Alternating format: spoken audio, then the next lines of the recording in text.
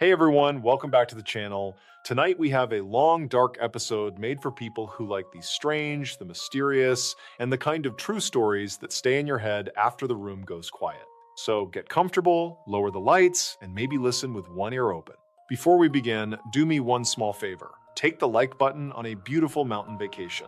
Give it a warm jacket, hand it a tiny radio, tell it rescue is definitely coming, and then quietly change the channel to static for the next 72 days. Also, before you sleep tonight, check your doors, your windows, and anything that makes a weird sound after midnight. Now, imagine this. You are trapped inside the broken body of an airplane high in the Andes Mountains, surrounded by nothing but white cliffs, frozen wind, and dead silence. Your skin is burned by the sun. Your bones ache from the cold. And for days, the only thing keeping you alive is the belief that someone somewhere is still looking for you. Then, the little radio in your hands finally catches a signal. The sound is weak, full of static, but you can still understand the voice of the announcer.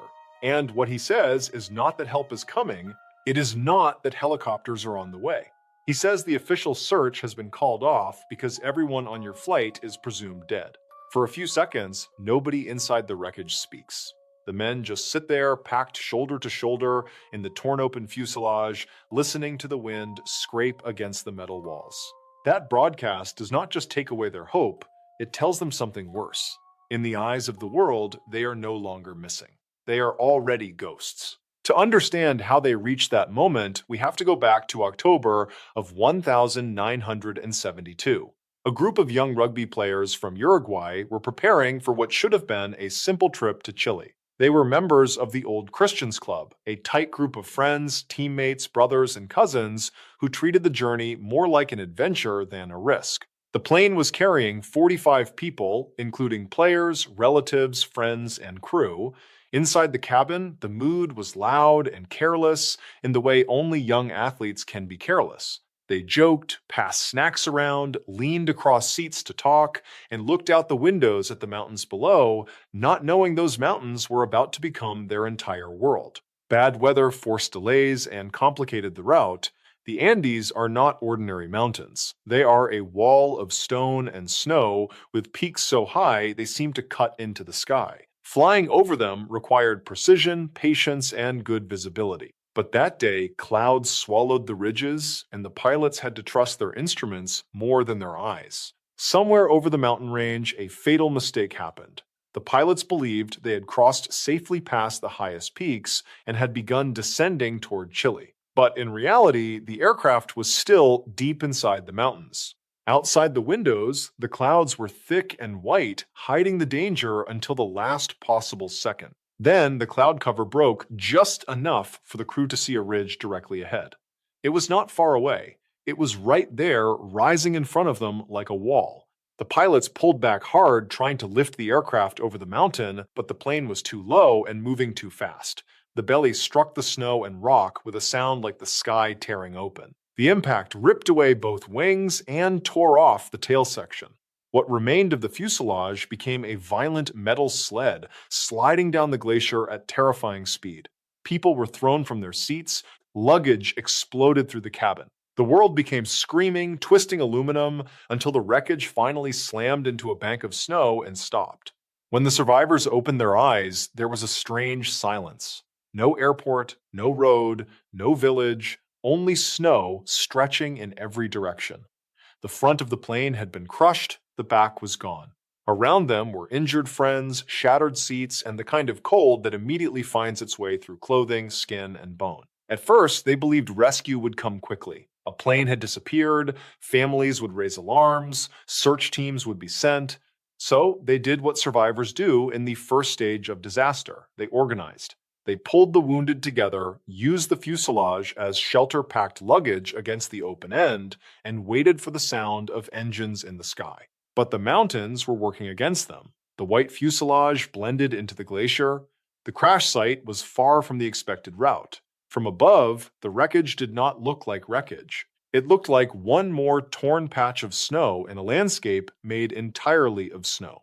Search planes passed somewhere beyond them, but no one saw the tiny scar where they were trapped. Their food supply was almost nothing. A few chocolates, some wine, a little jam, small things meant for a short flight, not for survival at 11,000 feet. They divided everything into tiny portions, hoping to stretch the food until rescuers arrived. But each day, the portions became smaller, and the sound of hunger became louder inside the cabin. The cold at night was merciless. The survivors slept pressed against each other not for comfort, but because body heat was the only thing standing between them and death. During the day, the sun reflected off the snow so brightly it burned their faces. They were freezing and burning at the same time in a place where the human body was never meant to remain. Then came the radio broadcast. After more than a week of waiting, they heard that the search had been suspended. No one was coming. The truth settled into the cabin slowly, like the cold itself. They could cry, pray, or rage, but none of it changed the facts. They were alone in the Andes with no food, no map, no proper clothing, and no way to call for help. This is where the story becomes almost impossible to imagine from the safety of a warm room. Hunger stopped being discomfort and became something physical, something that clouded their thoughts and weakened their muscles. They tried eating leather and scraps from the plain, but those things did nothing. The mountain had no plants, no animals, and no mercy. The only source of nourishment left was the one thing none of them wanted to think about. Outside the fuselage preserved by the snow were the bodies of people they had loved, friends, teammates, family members. The thought was horrifying. These were young men raised with faith rules and a deep respect for the dead. But the mountain had reduced morality to one question: live or disappear. They talked about it in low voices, with shame, grief, and desperation all tangled together. Eventually, they made a pact. If one of them died, the others had permission to use what remained so that at least someone might survive long enough to tell the world what happened. It was not a choice made from savagery. It was a choice made from love, terror, and the refusal to let everyone vanish. For a short time, that terrible decision kept them alive. But the Andes were not finished with them. On the 17th night, while the men were sleeping inside the fuselage, an avalanche came down the slope without warning. Tons of snow slammed over the wreckage and sealed the cabin shut, burying the survivors in darkness. Inside, the air began to run out. Men woke up choking, pinned under snow, and bodies unable to see their own hands. They dug upward with anything they could use, clawing through the packed snow to make a hole for air. By the time they opened a small breathing space, 8 more people were dead. The survivors had not just crashed in the mountains, they were being hunted by them. Weeks passed. Their bodies grew thinner, their voices became softer. Hope became less like a feeling and more like a discipline, something they had to choose every morning because the alternative was to lie down and never get up again. By December, they understood the final truth. If they waited in the wreckage, they would die there. One of the men, Nando Parado, had already lost his mother and sister because of the crash. Grief had hollowed him out, but it had also given him a strange kind of clarity. He decided that dying while walking was better than dying while waiting. Roberto Canessa, another survivor, agreed to go with him. They would head west toward what they hoped was Chile. They had no real climbing gear. Their clothes were not built for the mountains. Their boots were improvised from pieces of the plain. Every step took effort. The snow broke under them. The altitude punished their lungs. At night, the cold came in waves so sharp it felt personal, but they kept moving because behind them were friends who had trusted them with their last chance. After days of climbing, they reached a high ridge and expected to see green valleys on the other side. Instead, they saw more mountains. Range after range of snow-covered peaks stretching farther than the eye could follow. For a moment, the sight nearly broke them. They had not climbed out of the Andes. They had only climbed high enough to see how trapped they really were. But in the distance, barely visible beyond the white, Nando saw a faint change in color, a small patch of green. It was not much, but it was enough. He told Roberto they would walk toward that green until they reached it or until they died. It was not a heroic speech. It was simply the last option left to them. For 10 days, they moved through the mountains. Their bodies were running on almost nothing. They stumbled, rested, stood up again, and followed water downhill whenever they could. Slowly, the snow began to thin. The air changed. The silence of the glacier gave way to the sound of a river, and then across that river they saw a man on horseback. They were too weak to shout over the water. So Nando wrote a note, wrapped it around a rock, and threw it across. The note said they were from the plane that had crashed in the mountains. It said they were starving. It said there were still survivors waiting in the wreckage. The shepherd read it, looked at the two men across the river, and understood he was seeing the impossible. The rescue that followed stunned the world. Helicopters reached the crash site and found the remaining survivors alive after 72 days in one of the most hostile places on Earth. They were skeletal, sunburned, traumatized, and barely recognizable. But they were alive. 16 people came down from the mountain who should not have survived at all. At first, the world celebrated them as miracles. Then, the full truth of their survival became public, and the reaction grew complicated. Some people were horrified, others were humbled. But the survivors themselves had no interest in turning their pain into spectacle. They knew what had happened up there. They knew the names of the friends who had not come home. The deeper meaning of this story is not just that humans can survive extreme cold, hunger, and fear. It is that survival sometimes comes with a cost. No outsider has the right to judge too easily. Those young men did not defeat the mountain because they were fearless. They survived because they were terrified, grieving, practical, faithful, and loyal to one another at the same time.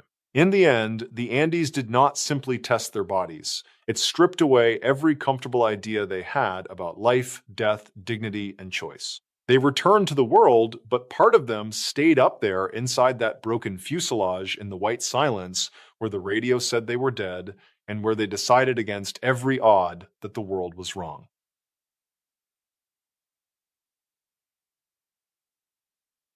At exactly 9 in the morning on December 20th, 1973, in the historic heart of Madrid, Spain, a 69-year-old man named Luis Carrero Blanco was kneeling in a darkened, quiet pew toward the front of the San Francisco El Grande Basilica. To the few other worshippers scattered throughout the massive church, he looked like any other elderly devout man starting his day with a moment of spiritual reflection. The air inside the church was cold and smelled of old incense and melting wax, a familiar scent that Luis found deeply comforting. But Luis was far from an ordinary citizen. He was the Prime Minister of Spain and the hand-picked successor to the aging dictator Francisco Franco. In a country that had been ruled with an iron fist for decades, Luis was the second most powerful man in the nation, the man tasked with ensuring that the regime continued long after Franco was gone. He was a creature of habit, a man who believed that the strength of a government was reflected in the predictability of its leaders' lives, and his life was as predictable as the rising sun. For years, his morning routine had been the very foundation of his existence. He would wake up in his modest apartment, share a brief breakfast with his wife, and then step out into the crisp Madrid air to meet his driver. Every single day, without fail, he would be driven to this specific church to attend morning mass before heading to his office at the government palace. He found a sense of divine order in the liturgy, and he believed that as long as he maintained this schedule, the stability of the entire Spanish state would remain intact alongside him. On this particular Thursday, the service was no different than the thousands that had come before it. Luis listened to the rhythmic Latin prayers, his head bowed, his mind occasionally drifting to the complex political documents and military briefings waiting for him on his mahogany desk. He felt completely secure within these stone walls. Outside, the streets were patrolled by a hyper-vigilant secret police force, and the idea that anyone would dare to strike at the heart of the government in broad daylight was to him an absolute impossibility. Despite his immense power, Luis was surprisingly relaxed about his own personal safety, a trait that often worried his closest advisors. He refused to travel in the heavily armored vehicles that were becoming standard for world leaders at the time, preferring instead a sleek but vulnerable black Dodge Dart. The car was a symbol of dignity and Spanish industry, but it offered no protection against anything more lethal than a stray stone. His security detail was equally modest, usually consisting of just a single follow car with a couple of plainclothes officers. As the mass concluded, Luis stood up, smoothed his dark suit, and made his way toward the massive wooden doors of the basilica. The bright morning light of Madrid hit his face, and he shared a brief, polite nod with the priest standing at the entrance. He walked with a steady, purposeful gait toward his waiting car, his mind already shifting gears toward the business of the state. He climbed into the back seat, settling into the familiar, slightly worn scent of leather and old tobacco, and signaled to his driver, Jose Luis, that they were ready to depart. As the Dodge Dart pulled away from the curb, the city was just beginning to wake up.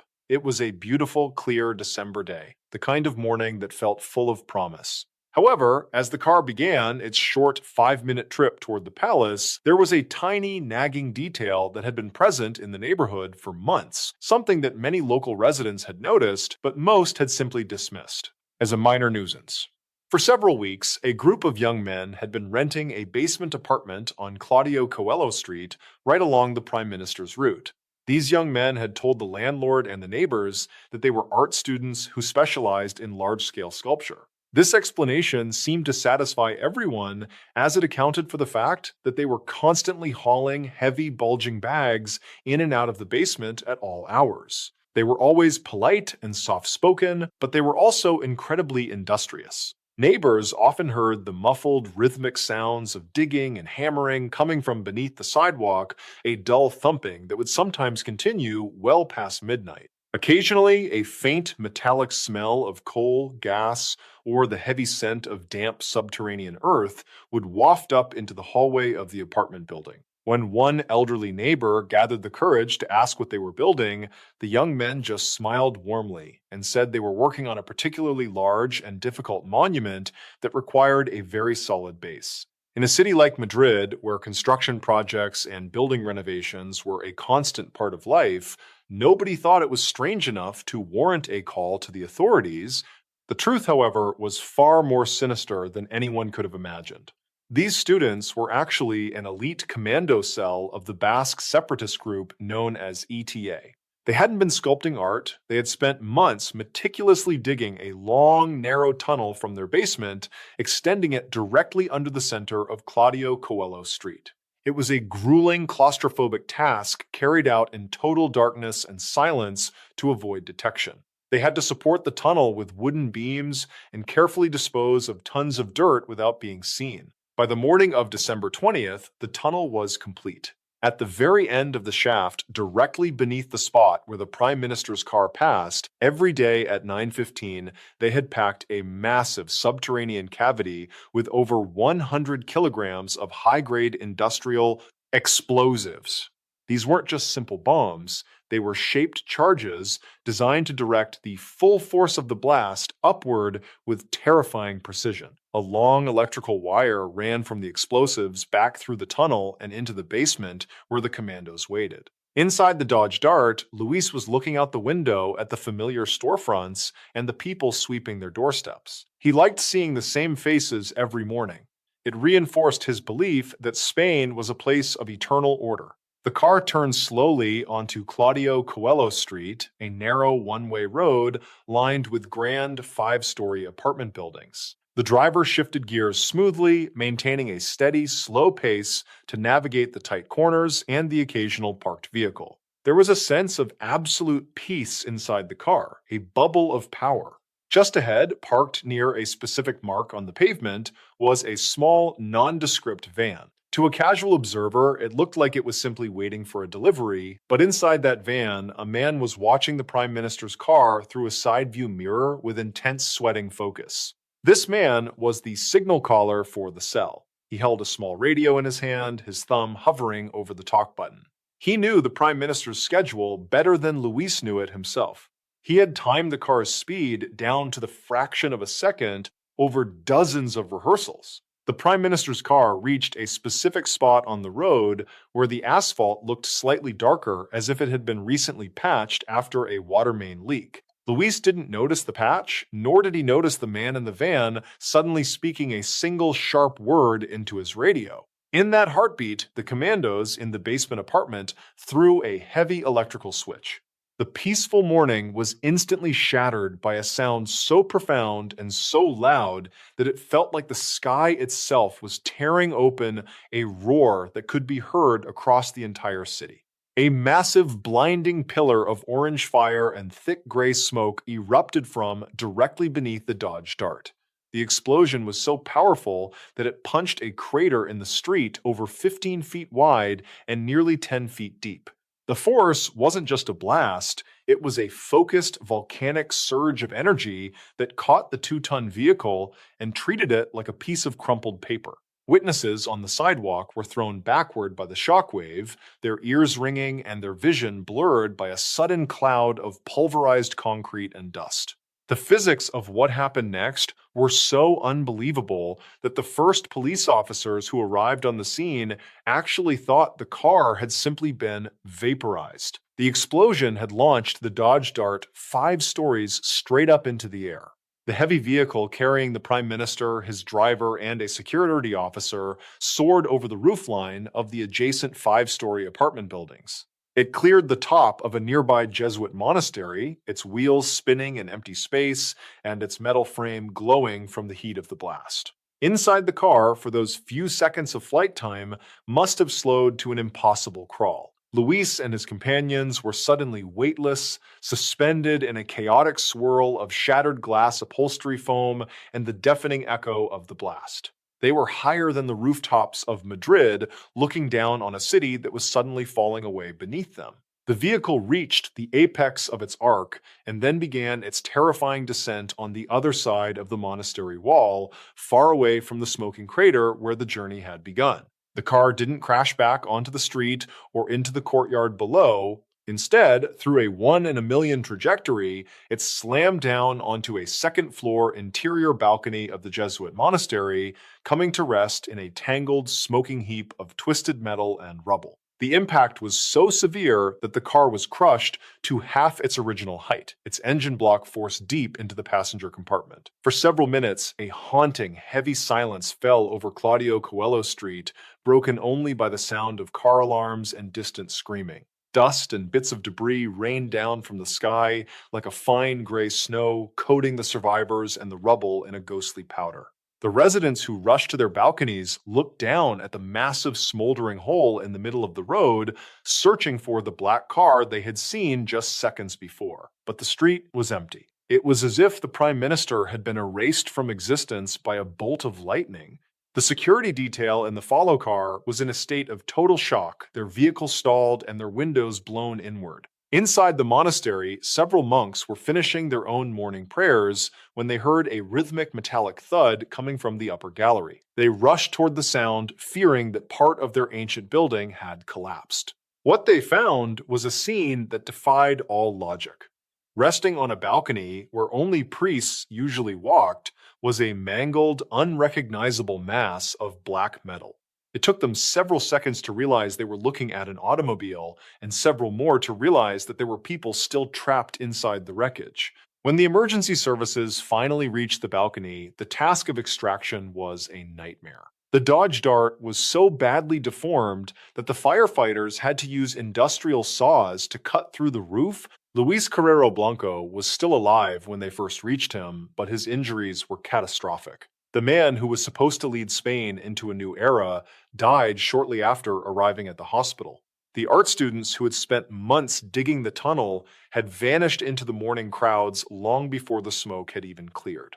The assassination, which the Basque separatist group ETA later claimed as Operation Ogro, remains one of the most daring and visually shocking political killings in modern history. The sheer audacity required to tunnel under a major city street and detonate a massive bomb right under the nose of one of the world's most feared secret police forces was unprecedented. The image of the flying car became a powerful symbol of the regime's vulnerability, proving that no amount of power or routine could offer total protection.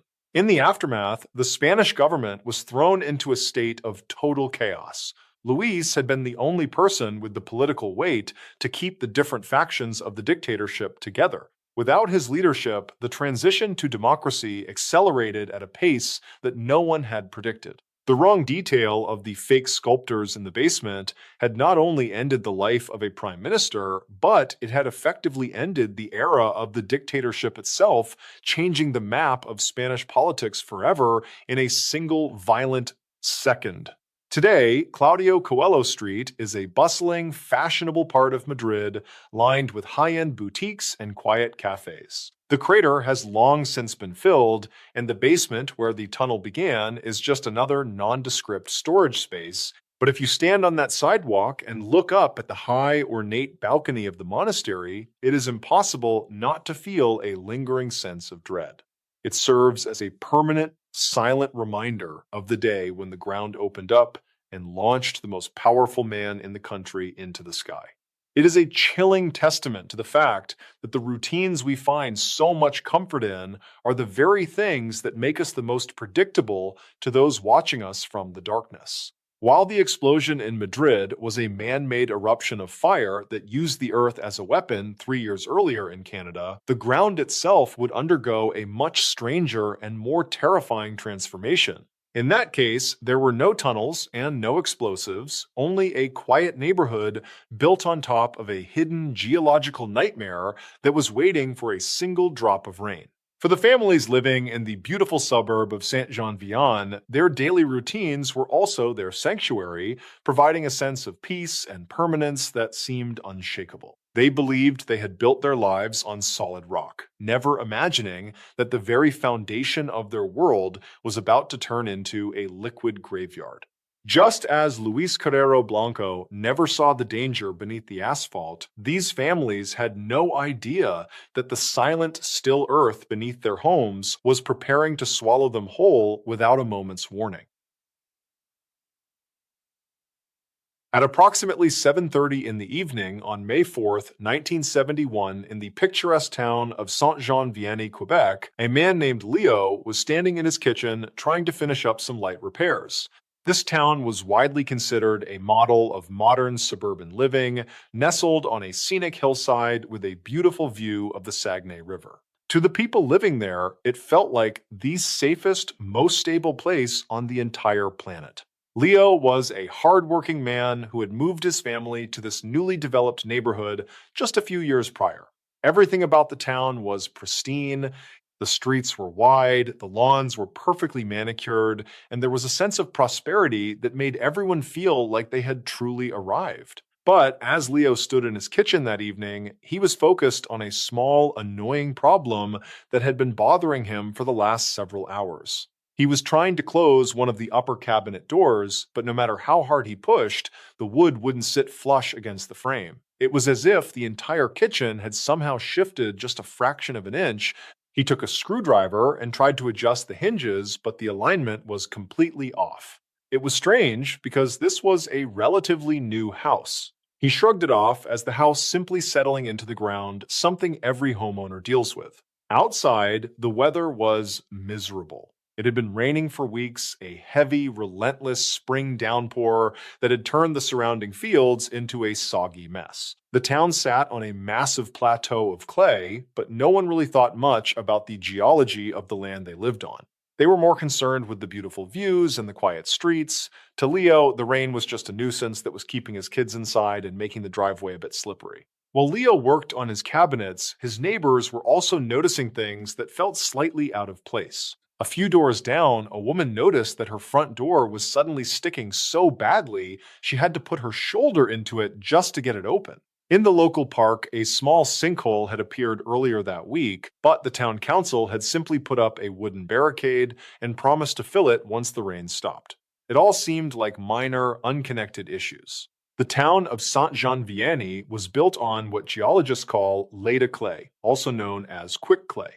This substance is incredibly unique and terrifying. Under normal conditions, it is as solid and stable as any other soil capable of supporting the weight of entire skyscrapers. But quick clay has a secret. Its internal structure is held together by salt. When heavy rains wash that salt away, the clay becomes sensitive to any kind of vibration or sudden movement. If that clay is disturbed, once the salt is gone, it undergoes a process called liquefaction. In a single heartbeat, the solid ground doesn't just crack or shift, it literally turns into a liquid. It becomes a churning, high-speed river of mud that has the consistency of heavy cream, but the weight of liquid lead. And on this rainy night in May, the ground beneath the feet of 31 sleeping residents was reaching its absolute breaking point after weeks of saturation. Back in his kitchen, Leo finally gave up on the cabinet door and decided to sit down in the living room. The house felt unusually quiet despite the steady drumming of the rain against the roof. Around 10:48 p.m., a sound began to rise from somewhere deep underground. At first, it sounded like a low, distant growl, like a freight train passing through a tunnel miles away. Leo stood up, his heart beginning to pace as he looked toward the darkened window. The growl quickly escalated into a deafening metallic roar that shook the very foundations of the house.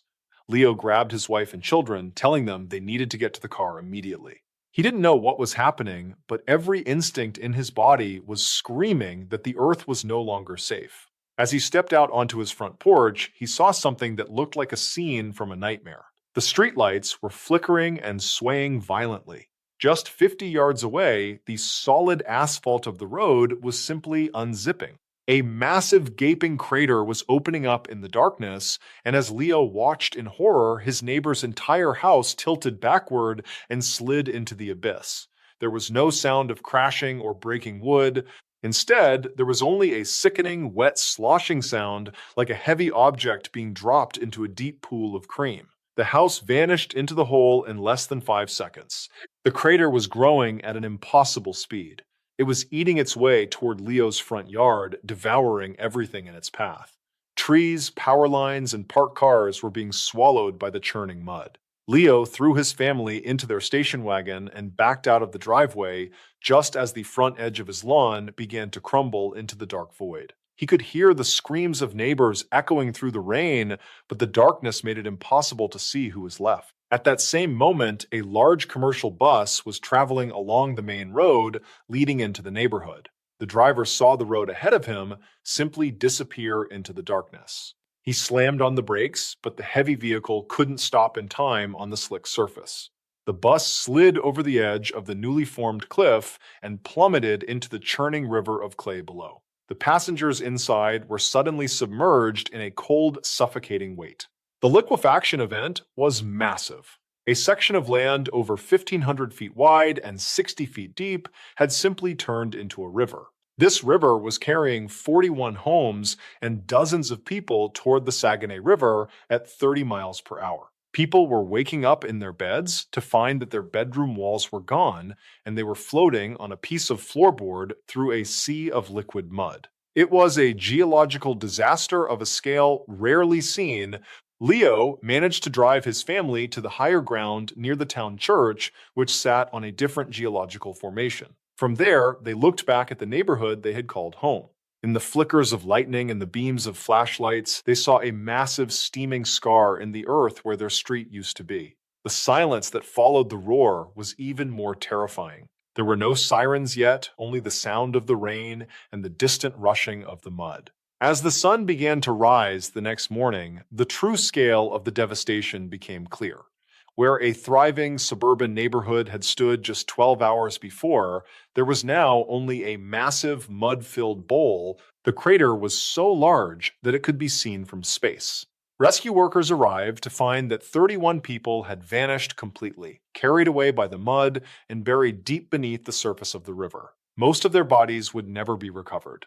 The survivors were moved to temporary shelters, but they soon received news that was almost as devastating as the landslide itself. Geologists surveyed the remaining parts of the town and determined that the entire plateau was unstable. The government declared the town of Saint Jean Vianney a total loss. Every single resident was ordered to pack what they could and leave. The town was legally erased from the map, and the remaining houses were either moved or demolished.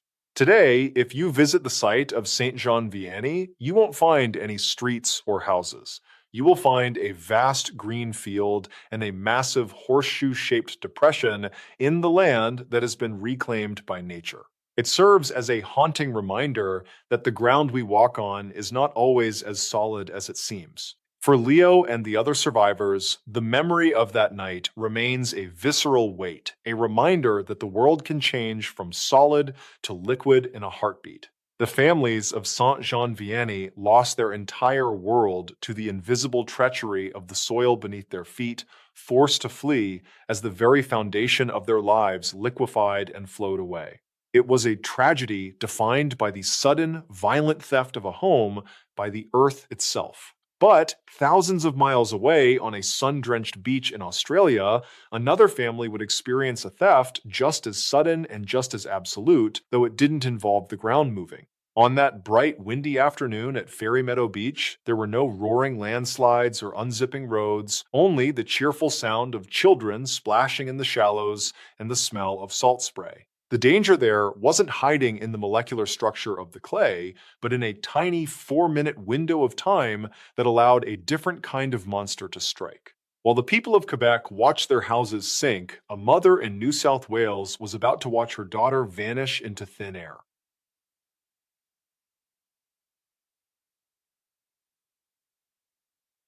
At 1:30 in the afternoon on January 12th, 1970, the air at Fairy Meadow Beach in New South Wales, Australia, felt like a warm, heavy blanket. The sun was a bright white disk in a cloudless sky, and the sound of the Pacific Ocean was a rhythmic, soothing backdrop to a perfect summer day. For 3-year-old Cheryl Grimmer, this was a world of pure magic. She was a tiny, energetic girl with a halo of blonde hair, and she spent most of her time that afternoon chasing seagulls and digging for buried treasure near the water's edge. Her family had only recently moved to Australia from England, seeking a life filled with sunshine and opportunity. To her parents, Janet and Vince, this beach was the ultimate reward for their long journey across the world. They felt like they had finally found a place where their 4 children could grow up with total freedom. The beach was crowded with hundreds of other families, all of them soaking in the holiday atmosphere. There was a profound sense of communal safety here, the kind of place where you could leave your keys on your towel and not think twice. Janet sat on a large striped beach towel, her eyes shielded by sunglasses as she watched her children play. She was a meticulous mother, always counting heads and making sure everyone was wearing enough zinc cream. Cheryl was never more than a few feet away from her older brothers, Ricky, Stephen, and Paul. The boys were protective of their little sister, often letting her join in their games, even when she was too small to keep up. In that moment, surrounded by laughing strangers and the scent of salt air, Janet had never felt more at peace with her family's future. However, as the afternoon wore on, the local environment began to signal a change that the immigrant family didn't yet know how to read. The horizon started to take on a strange metallic gray hue, and the wind, which had been a gentle breeze, suddenly died down completely. The silence was eerie, a brief pause before the arrival of a southerly buster. This is a unique weather phenomenon in New South Wales, where a cold front slams into the hot coastal air, causing the temperature to drop 20 degrees in seconds. It is a violent, beautiful, and very sudden transition. When the first gust of cold wind finally hit, it was like someone had opened a giant freezer door. The sand began to swirl in tiny, stinging tornadoes, and the cheerful atmosphere on the beach evaporated instantly. People began scrambling to grab their belongings before the impending storm arrived. Janet, seeing the sky turning an angry shade of charcoal, knew she had to get the children out of the wind. They were all dripping wet from the ocean, and she was worried they would catch a chill if they didn't get dry and dressed immediately in the shelter of the sheds. She gathered the kids and pointed toward the concrete changing block situated at the edge of the dunes, just a short walk from their spot. She told her 3 sons to take Cheryl and go get rinsed off while she packed up the heavy gear. "Stay together," she shouted over the rising wind. The boys nodded, grabbed Cheryl's hand, and began the short trek across the sand. Janet watched them for a moment, seeing the 4 of them as a small, unified group against the darkening sky. She felt a slight prickle of urgency, but no fear. They were only going 50 yards away. The changing sheds were a low-slung, functional building made of drab gray concrete. Inside, there were separate sections for men and women with open communal shower areas at the back. It was a place where hundreds of people passed through every hour, a public space that felt utilitarian and safe. The boys led Cheryl to the entrance of the women's section. Ricky, the oldest, told her to go inside and wait by the showers while they went into the men's side to wash the sand off their own legs. They expected the whole process to take less than 2 or 3 minutes. Cheryl stepped through the doorway, her small feet pattering on the wet concrete. The interior of the shed was dim and smelled of chlorine and damp stone. Outside, the wind was now howling, creating a low, whistling sound through the ventilation slats near the ceiling. The brothers quickly ducked into the men's side, which was separated from the women's side by a single interior wall. They could hear the muffled sound of the showers running on the other side. They moved quickly, shivering in the cold air, anxious to get back to the warmth of the car and their mother. Less than 4 minutes after they had parted ways at the entrance, the boys stepped back out into the central walkway. They called out for Cheryl, expecting her to come running out with her towel wrapped around her shoulders. But there was no response. They called again louder, this time their voices echoing off the hard concrete walls. Silence. Ricky walked to the entrance of the women's side and peered in, being careful not to overstep. "Cheryl! Come on, let's go!" he shouted. The only answer was the sound of a single dripping faucet somewhere in the back of the room. A cold knot began to form in Ricky's stomach. He signaled to a woman who was just entering the shed and asked her if she had seen a little girl in a bright swimsuit. The woman walked through the stalls and the shower area, but she came back out shaking her head. "There's no one in there, love," she said kindly. The boys didn't wait. They sprinted back toward the beach, their feet flying over the cold sand. They found Janet struggling with a folding chair in the wind. When she saw their faces, the sheer wide-eyed terror in their eyes, she didn't even have to ask what was wrong. Janet dropped everything and ran. She reached the sheds in seconds, her lungs burning from the cold air and the sudden surge of adrenaline. She burst into the women's changing area, ignoring any social protocol, and began tearing open the doors to every toilet stall. She checked the corners, the storage lockers, and even the small space behind the communal sinks. She was screaming Cheryl's name with such intensity that other people began to stop and stare. But the concrete room was utterly, heartbreakingly empty. Her 3-year-old daughter was simply gone. The next hour was a blur of frantic activity that felt like a nightmare occurring in slow motion. Dozens of people from the beach joined the search, forming a long human chain that moved across the dunes and into the scrubland behind the parking lot. Janet was hysterical, her voice cracking as she called out into the wind. Vince, who had been nearby, arrived and immediately began checking the water's edge, fearing the worst. The police arrived within 15 minutes, sirens wailing as they set up a perimeter. They were certain a child couldn't just disappear in such a crowded place. Investigators began to piece together the timeline, and this is where the mystery became truly chilling. Between the moment the boys left Cheryl at the door and the moment they returned, only about 3.5 minutes had passed. In that tiny window, a predator would have had to spot the child, snatch her without making a sound that her brothers could hear through the wall, and exit the building without being noticed by the dozens of people walking nearby. It was a feat of terrifying precision executed in a public space in broad daylight during a weather emergency. As the search expanded, the police brought in bloodhounds and helicopters with thermal cameras, but the storm that had rolled in began to wash away any potential scent trails or footprints. The southerly buster hadn't just brought cold air, it had brought a torrential downpour that turned the search area into a muddy mess. By midnight, the rain was relentless, and the hope of finding Cheryl nearby was fading. Every lead was a dead end. No one had seen a suspicious car, no one had heard a scream, and no one had noticed a child being carried away against her will. The Grimmer family stayed at the beach for days, huddled in their car, staring at the gray concrete shed as if they could force it to give up its secrets through sheer willpower. The brothers were crushed by a sense of guilt that would follow them into adulthood, the belief that if they had just waited one more second or held her hand just a little tighter, everything would be different.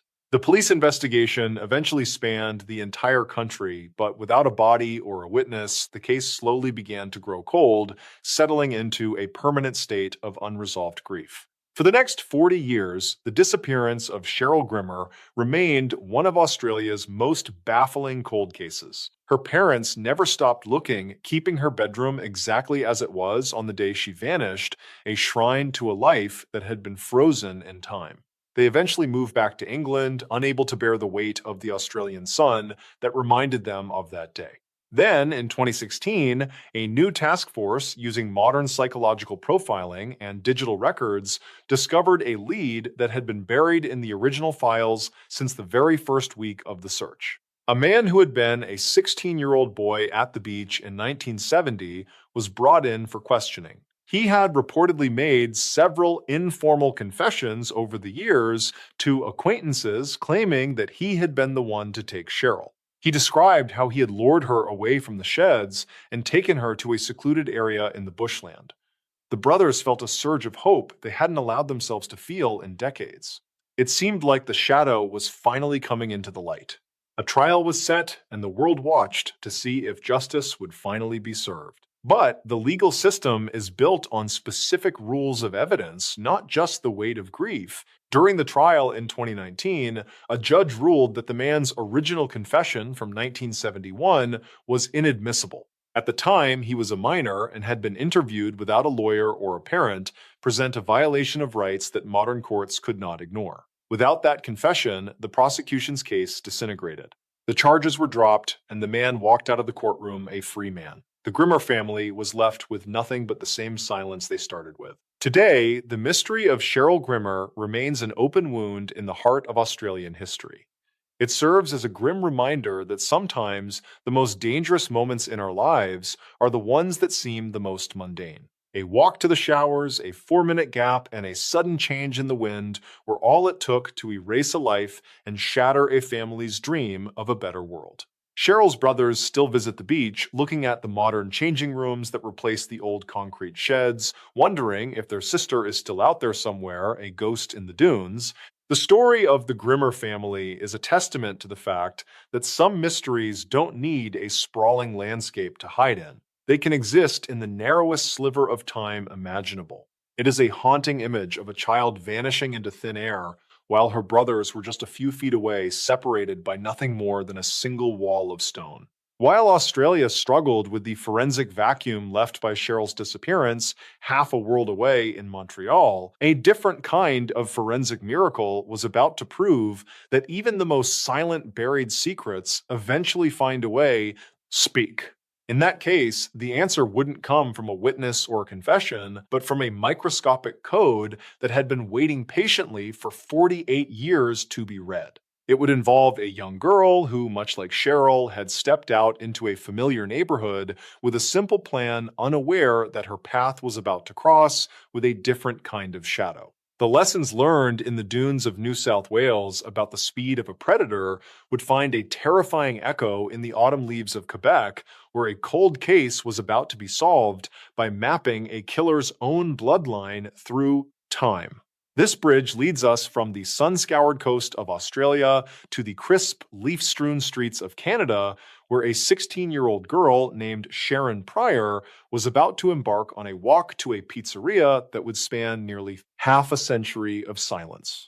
The investigative genetic genealogy that eventually solved Sharon's case represents a new era of hope, a way to reach back into the darkness of the 1970s and pull the truth into the light, even when the person who committed the crime has long since returned to the earth themselves.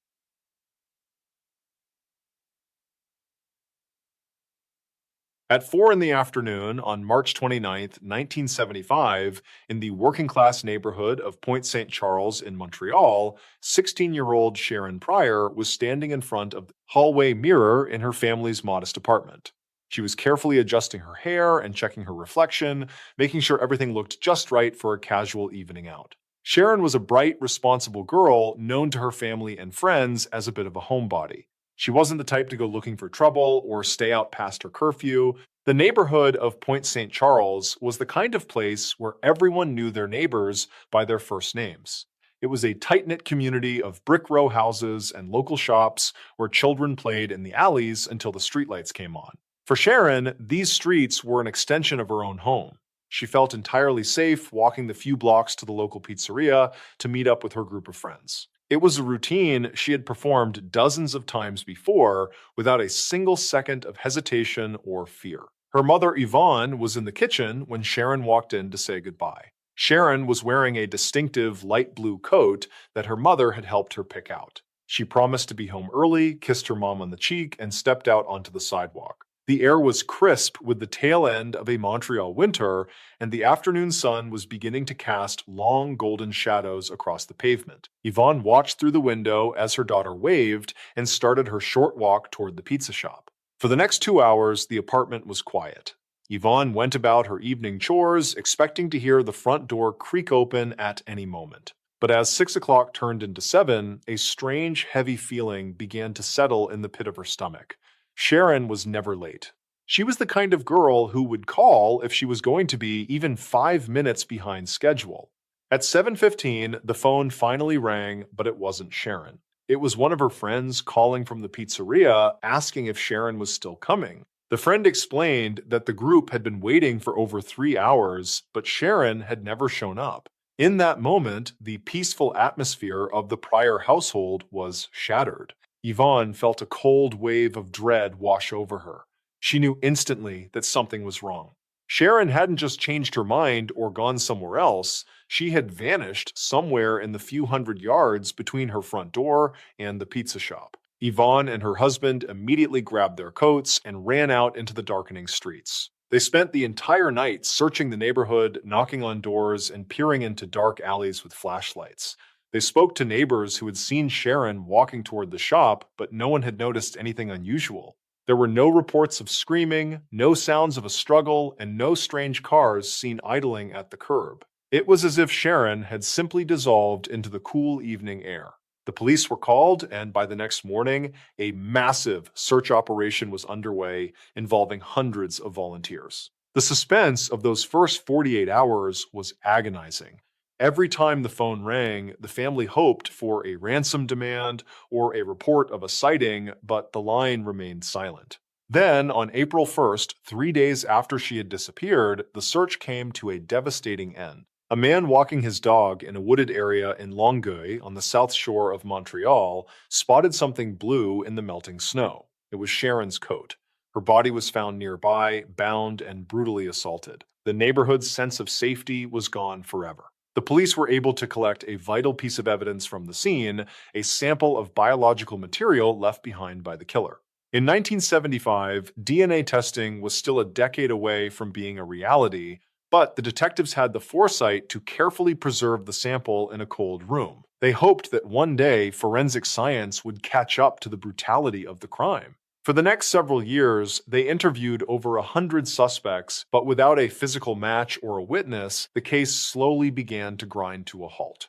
Decades passed, and the file on Sharon Pryor became one of the most famous cold cases in Quebec's history. Her mother, Yvonne, never gave up. She kept Sharon's memory alive in the press and made regular trips to the police station to check on any new leads. In the late 1990s, when DNA profiling finally became a standard tool, the sample was processed. The detectives finally had a genetic ghost, a digital map of the killer's identity. They ran it through every criminal database in North America, but there was zero match. The killer was a phantom, someone who had seemingly committed this one horrific act and then vanished from the legal system entirely. The case sat on a shelf for another 20 years until 2022, when a new generation of cold case detectives decided to try a different approach. They turned to investigative genetic genealogy, the same technology used to catch the Golden State Killer.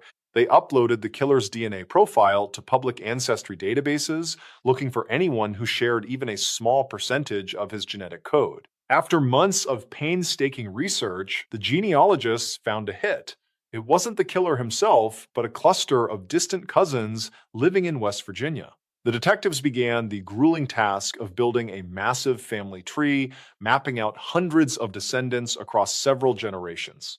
They were looking for a male relative who had been in Montreal in March of 1975. Slowly, the branches of the tree began to narrow down to one specific family with a history of traveling between the United States and Canada for work. The search led them to a man named William Romine. He was an American transient who had a long history of violent behavior and had lived in Montreal during the mid-70s. The wrong detail that finally locked him in was his employment records, which showed he had been working at a site near Sharon's neighborhood at the time of her disappearance.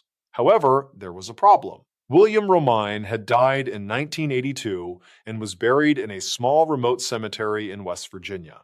To get an absolute answer, they would have to dig him up. In May of 2023, 48 years after Sharon waved goodbye to her mother, a team of forensic experts and detectives stood in that quiet West Virginia cemetery. They exhumed Romine's remains and took a fresh DNA sample. A few weeks later, the lab results came back. The match was absolute. The genetic code found on Sharon's clothing in 1975 was identical to the man in the grave. After nearly half a century of silence, the ghost finally had a name. The mystery was solved, but the man had already escaped earthly justice. For Yvonne, the news brought a complicated sense of peace. She finally knew who had taken her daughter, and she knew that the man could never hurt anyone else again. The story of Sharon Pryor is a masterclass in forensic persistence, proving that a single microscopic trace preserved with care can act as a bridge across time. It is a haunting reminder that while a predator can hide in the shadows for a lifetime, their own blood carries a record of their sins that can eventually be read by the future. The image of Sharon checking her hair in that hallway mirror remains the final heartbreaking snapshot of a life that was about to be interrupted by a transient shadow. Her case closed a chapter on a 48-year-old mystery using an invisible biological code to deliver a final truth to a mother who never stopped waiting. But while the threat in Montreal was a man hiding in the streets in the remote mission hospitals of Sierra Leone, doctors were beginning to realize they were facing a different kind of invisible killer. In those crowded, sweltering wards, the danger didn't have a face or a name, and it didn't leave a trail of DNA in the traditional sense. It was a microscopic predator that was jumping from patient to nurse and then from nurse to doctor, leaving a trail of violent, unexplained deaths in its wake. The struggle to identify this new threat would push the limits of medical science and reveal a biological horror that had been hiding in the village roofs for centuries, waiting for the right moment to emerge into the light. At 8 in the morning on January 20th, 1970, in a remote mission hospital in the town of Panguma, Sierra Leone, a missionary nurse named Laura Pineo was moving quietly between the rows of metal cots. The hospital was a small, sweltering collection of concrete buildings that served as the only medical lifeline for thousands of people living in the surrounding jungle. Inside the ward, the air was heavy with the scent of antiseptic wood smoke and the thick, humid heat of the tropical morning. For Laura, this was exactly the life she had envisioned when she left her comfortable home in the United States. She was a woman driven by a deep sense of purpose, and she found a profound beauty in the resilience of the local villagers who came to her for help. The routines of the clinic were predictable, treating malaria, stitching up wounds from farming accidents, and helping mothers through difficult births. It was a place of constant struggle, but to Laura, it was a place of absolute clarity and peace. As she reached the end of the ward, she stopped to check on a middle-aged woman who had been admitted the night before with a high fever. The woman was resting fitfully, her skin slick with a cold grayish sweat. Laura reached out to adjust the thin cotton sheet and noticed a small, unusual detail that didn't quite fit the typical profile of malaria or typhoid. There was a faint metallic smell hanging around the bed, and the woman's gums were weeping a thin, watery blood that wouldn't stop. Laura felt a slight prickle of unease, but she quickly dismissed it. In the bush, infections often presented in strange ways, and she assumed the patient was simply suffering from a particularly aggressive strain of a known illness. She used a piece of gauze to gently wipe away the blood, her gloveless fingers occasionally brushing against the woman's damp skin. She made a note to ask the head physician, Dr. Jeanette Troop, to take a look during her rounds, and then she moved on to the next cot. Within 48 hours, the atmosphere inside the Panguma hospital began to undergo a terrifying transformation. The first patient died in a sudden, violent surge of internal bleeding that shocked even the most experienced nurses.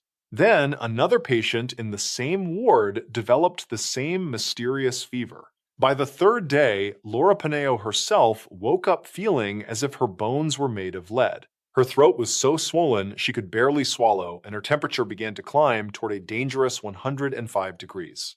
Dr. Jeanette Troop watched with a growing sense of dread as her best nurse deteriorated before her eyes. Jeanette was a brilliant, meticulous physician who had spent years working in West Africa, but she had never seen anything like this. The illness seemed to be jumping from person to person with an invisible, predatory speed. It wasn't just a fever, it was a systematic collapse of the human body. The patients weren't just sick, They were being hollowed out from the inside their blood, losing the ability to clot entirely. The hospital, once a sanctuary of healing, was rapidly becoming a house of shadows. The local staff began to whisper about a curse, while Jeanette spent every waking hour in the small primitive lab staring through a microscope at blood slides that told her absolutely nothing. There were no visible bacteria, no parasites, and no logical explanation for the carnage unfolding in the wards. The silence of the jungle outside seemed to press in against the walls as if the trees themselves were keeping a dark secret. As Laura Pineo's condition became critical, a desperate decision was made to evacuate her to a larger facility in Jos, Nigeria. Jeanette stayed behind, continuing to treat the growing number of victims, but the mystery only deepened. Shortly after Laura was moved, Jeanette was performing an autopsy on another victim, trying to find some clue to the killer's identity. During the procedure, her scalpel slipped just a tiny fraction of an inch and nicked her finger through her surgical glove. It was a wound so small it was almost invisible, but in that environment, it was a potential death sentence. Jeanette washed the cut thoroughly and continued her work, but the clock had already started ticking. 10 days later, the head doctor of the Panguma mission was dead. The news of Jeanette Troop's death sent a shockwave through the international medical community. 2 missionary nurses and a lead physician had been erased by a phantom that no one could see, name, or even begin to understand. Samples of the victim's blood were packed in dry ice and flown under high security to the United States, destined for the specialized containment laboratories at Yale University. The researchers there, including a world-renowned virologist named Jordi Casals-Ariet, knew they were handling something extraordinary. They worked inside sealed rooms, wearing heavy protective gear and breathing filtered air.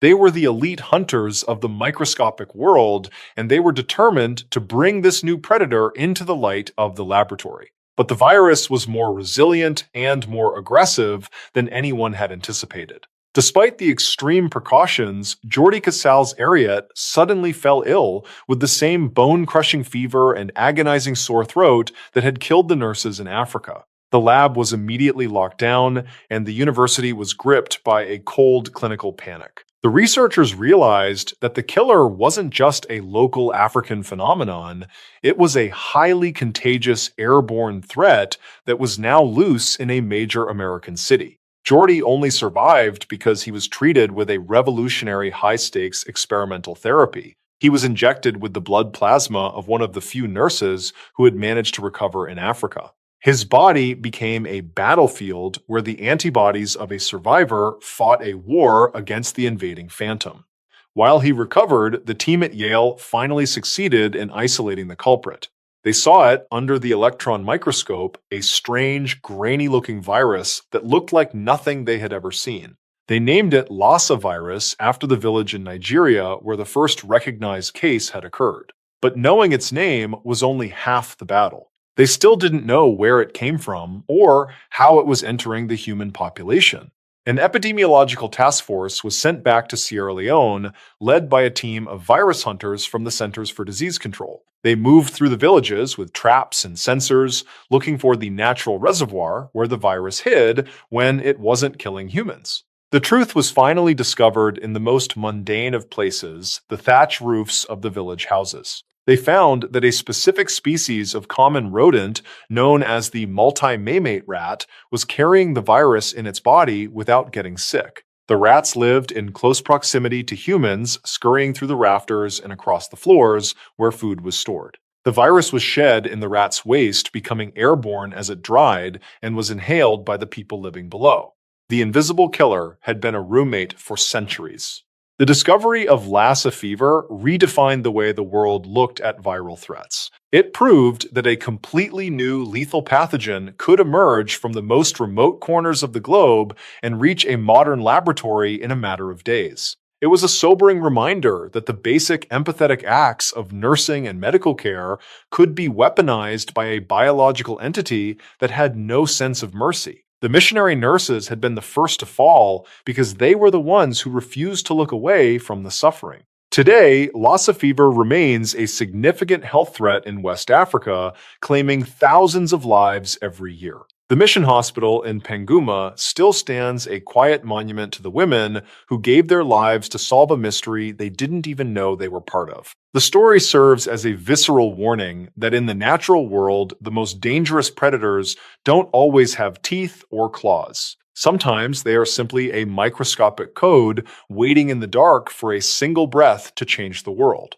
While the doctors in Sierra Leone fought an invisible enemy that hid in the shadows of village roofs thousands of miles away in the rolling hills of Tuscany, a different kind of predator was preparing to emerge. This one didn't move through the air or hide in the dust, it moved through the olive groves on two legs, watching and waiting for the sun to go down. Much like the Lassa virus, this threat would turn a place of peace into a landscape of terror, proving that the most beautiful surroundings can mask a deep and lingering darkness. This bridge takes us from the sterile, high-stakes laboratories of the 1970s to the romantic, moonlit country lanes of Italy, where a young couple was about to pull their car over for a quiet moment alone. They had no idea that they were parked in the territory of a monster who had spent years perfecting his own silent, lethal routine. The shadow in the olive groves would become a mystery that paralyzed an entire nation, leaving a trail of questions that would haunt the hills of Florence for decades to come.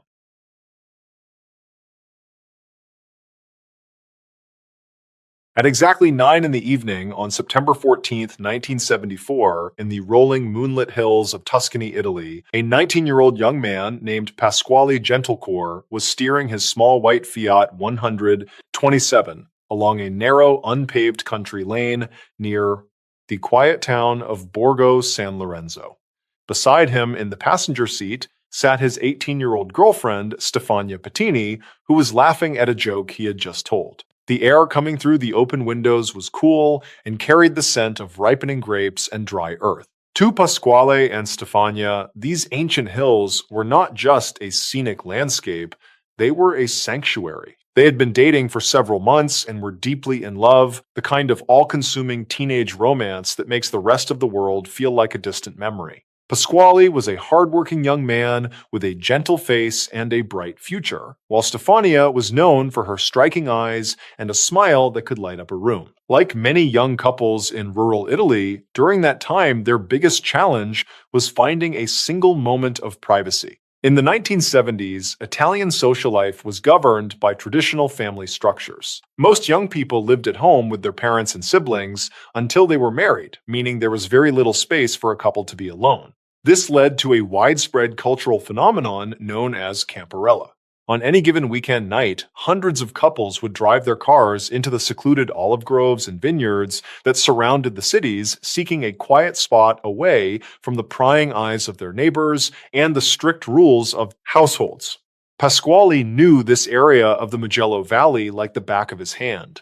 He turned the Fiat off the main road and onto a rugged dirt path that wound through a dense grove of silver-leafed olive trees. The headlights cut through the darkness, illuminating the gnarled trunks and the tall, dry grass that stood waist-high on either side of the lane. He eventually reached a small grassy shoulder that overlooked a gentle slope. He killed the engine, and the world was suddenly plunged into a deep, heavy silence, broken only by the rhythmic chirping of crickets. For the first few minutes, they just sat there in the dark, watching the moonlight filter through the branches of the trees above them. The dashboard of the Fiat gave off a soft, griffin glow, and a local radio station was playing a low, melodic ballad that filled the cabin with a sense of peace. They felt entirely safe in this hidden pocket of the world.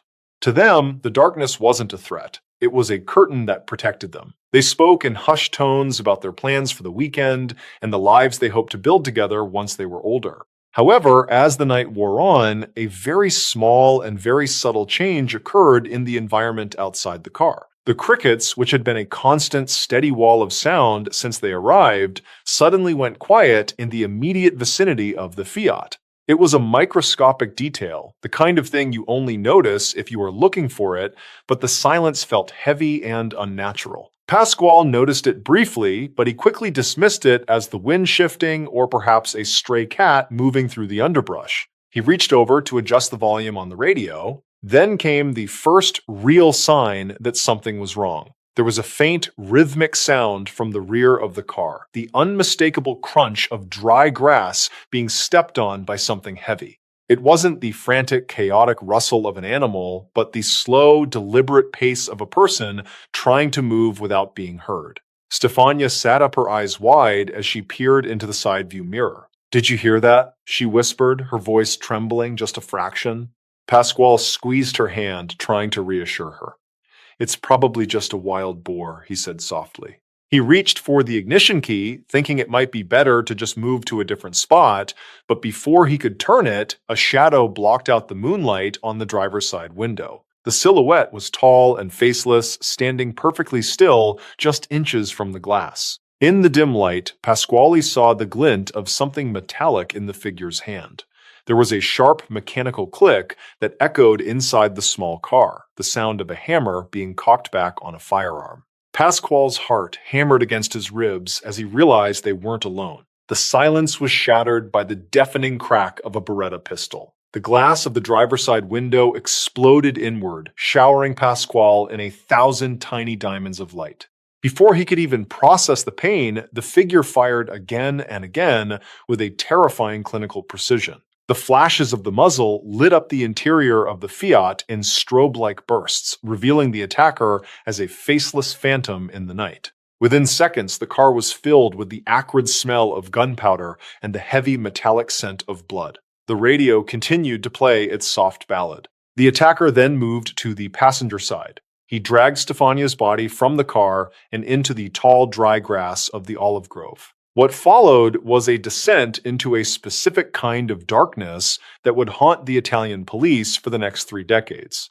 The killer didn't just end her life. He performed a systematic, ritualistic mutilation that felt like a deliberate message to anyone who would find the scene. He used a sharp knife to leave behind a terrifying arrangement of her belongings nearby, as if he were constructing a private macabre shrine in the moonlight. As the sun began to rise over the hills of Tuscany the next morning, a local farmer was walking his dog along the lane when he spotted the white Fiat parked in the grass. He thought it was just another couple who had fallen asleep, but as he got closer, he saw the shattered glass and the dark stains on the upholstery. When he looked into the tall grass nearby, he saw the true horror of what had happened in the night. He dropped his walking stick and ran back toward the town, his screams echoing through the valley that had felt so peaceful just hours before. The investigation that followed was a masterclass in institutional paralysis. The local carabinieri arrived and processed the scene, but they were completely blind to the fact that they were looking at the official bloody awakening of a serial predator. They initially focused on local peeping toms and jealous ex-boyfriends arresting several innocent men, while the real monster watched from the shadows of the surrounding villages. They found several spent shell casings from a Beretta pistol, all of them marked with a specific unusual forensic signature, a tiny lead defect on the firing pin. The tension in the region began to skyrocket as people realized that a predator was hunting the romantic country lanes of Florence. The wrong detail that would eventually link this case to a much larger nightmare was that Beretta signature. When investigators looked back through the archives, they found a nearly identical crime from 1968 where another couple had been ambushed in their car. They realized that the monster of Florence, or Il Mostro, had been dormant for 6 years and had now returned with a newfound ritualistic intensity. For the next decade, the hills of Tuscany became a landscape of terror. The monster would strike 6 more times, always targeting young couples in secluded spots and always using the same Beretta pistol and the same ritualistic mutilations. The investigation became a labyrinth of conspiracy theories, botched arrests, and a shadowy group of men known as the Companions of Misfortune. The police spent years chasing ghosts, while the public's fear turned into a deep-seated distrust of the very institutions meant to protect them. The olive groves were no longer places of romance. The legacy of Pasquale and Stefania is a heartbreaking reminder of how a single night of violence can permanently alter the soul of a nation. They were just 2 teenagers seeking a moment of peace, unaware that they had parked in the private hunting ground of a monster. Their story serves as a chilling testament to the fact that the most beautiful surroundings can mask a deep and lingering darkness. The monster was never officially identified with absolute certainty, leaving the hills of Florence to carry the weight of his secrets long after the guns had gone silent. The image of that small white Fiat sitting alone in the moonlight remains the final haunting snapshot of a romance that was interrupted by a faceless shadow. The crickets in those hills still go quiet sometimes, reminding the locals of the night the monster first emerged from the trees. While Italy struggled with a killer who used the darkness of the countryside to hide his crimes across the world, in Singapore, a different kind of disappearance was about to prove that a person can vanish just as easily in the middle of a crowded, familiar neighborhood. In that case, the threat didn't involve a beretta or a ritual, but a simple errand that should have taken less than 10 minutes. It would involve a young boy who, much like Pasquale and Stefania, was just going about his daily routine, completely unaware that his path was about to be crossed by a stranger in a car. The search for answers would span continents and decades, leading from a humid Singaporean street to the crowded alleys of a foreign city thousands of miles away, where a heartbreaking sighting would keep a family's hope alive long after the trail had gone cold. At exactly 6 o'clock in the evening on April 27, 1972, in the Lorong Engku Aman neighborhood of Singapore, an 11-year-old boy named Raslan bin Norman was standing on his front porch, adjusting the weight of a large wicker laundry basket. The air was thick with the heavy tropical humidity of a Southeast Asian twilight, smelling of wood smoke, damp earth, and the savory spices drifting from nearby kitchens. For Raslan, this neighborhood was far more than just a collection of small houses and narrow lanes. It was a sanctuary of familiar faces and predictable rhythms. He was a bright, helpful child who took immense pride in his role within his close-knit family. His mother had just spent the afternoon washing and folding the family's clothes, and now it was Raslan's job to deliver the bundle to a shop just a few hundred yards down the road. He gave his mother a quick, cheerful wave, promising to be back before the rice was finished cooking for dinner. He stepped off the porch and began his short walk, his small sandals making a rhythmic, slapping sound against the warm pavement. The street was alive with the sounds of other children playing tag in the distance and the muffled clatter of dishes. To anyone watching it, was the most ordinary errand imaginable in a world that felt entirely safe. The walk to the laundry shop was a route Raslan had taken dozens of times. He knew every crack in the pavement and every overhanging branch of the frangipani trees that lined the lane. As he walked, he hummed a popular song from the radio, the heavy basket balanced against his hip. He saw neighbors nodding to him as they swept their doorsteps, and he felt the comforting, communal hum of a village where everyone looked out for one another. As he rounded the first corner just out of sight of his front door, Raslan noticed something that didn't quite fit the usual landscape of his evening walk. A car he had never seen before, a sleek, dark sedan, was idling quietly near the curb. In a neighborhood where most people walked or used bicycles, the presence of an expensive-looking vehicle was a small, shiny anomaly. The engine gave off a low, steady hum that seemed to vibrate in the humid air around him. He kept walking, his eyes fixed on the shop entrance just a little further ahead, but as he drew level with the car, the driver's side window slid down. A man was sitting there, his face partially obscured by the shadows of the interior. He leaned out slightly and called to Raslan in a soft, polite voice, asking if the boy could help him find a specific landmark in the city. Raslan, being a polite child raised to help others, stopped and set his heavy basket down. A younger child from the neighborhood, who was playing with marbles near a garden wall, watched the interaction from a few yards away. He saw Raslan gesturing with his hands pointing toward the main road that led out of the district. The man in the car seemed confused and asked a follow-up question, gesturing for Raslan to come closer to the window so he could see a map. It looked like a completely normal, helpful exchange between a local and a visitor. Then the wrong detail occurred, though the younger witness didn't recognize it as a threat at the time. The man opened the passenger door, and after a brief hesitation, Raslan picked up his laundry basket and climbed inside the vehicle. The door clicked shut with a heavy final sound. The car didn't speed away, it simply pulled back into the lane and drove off at a leisurely pace, disappearing around the far bend toward the busier streets of the city.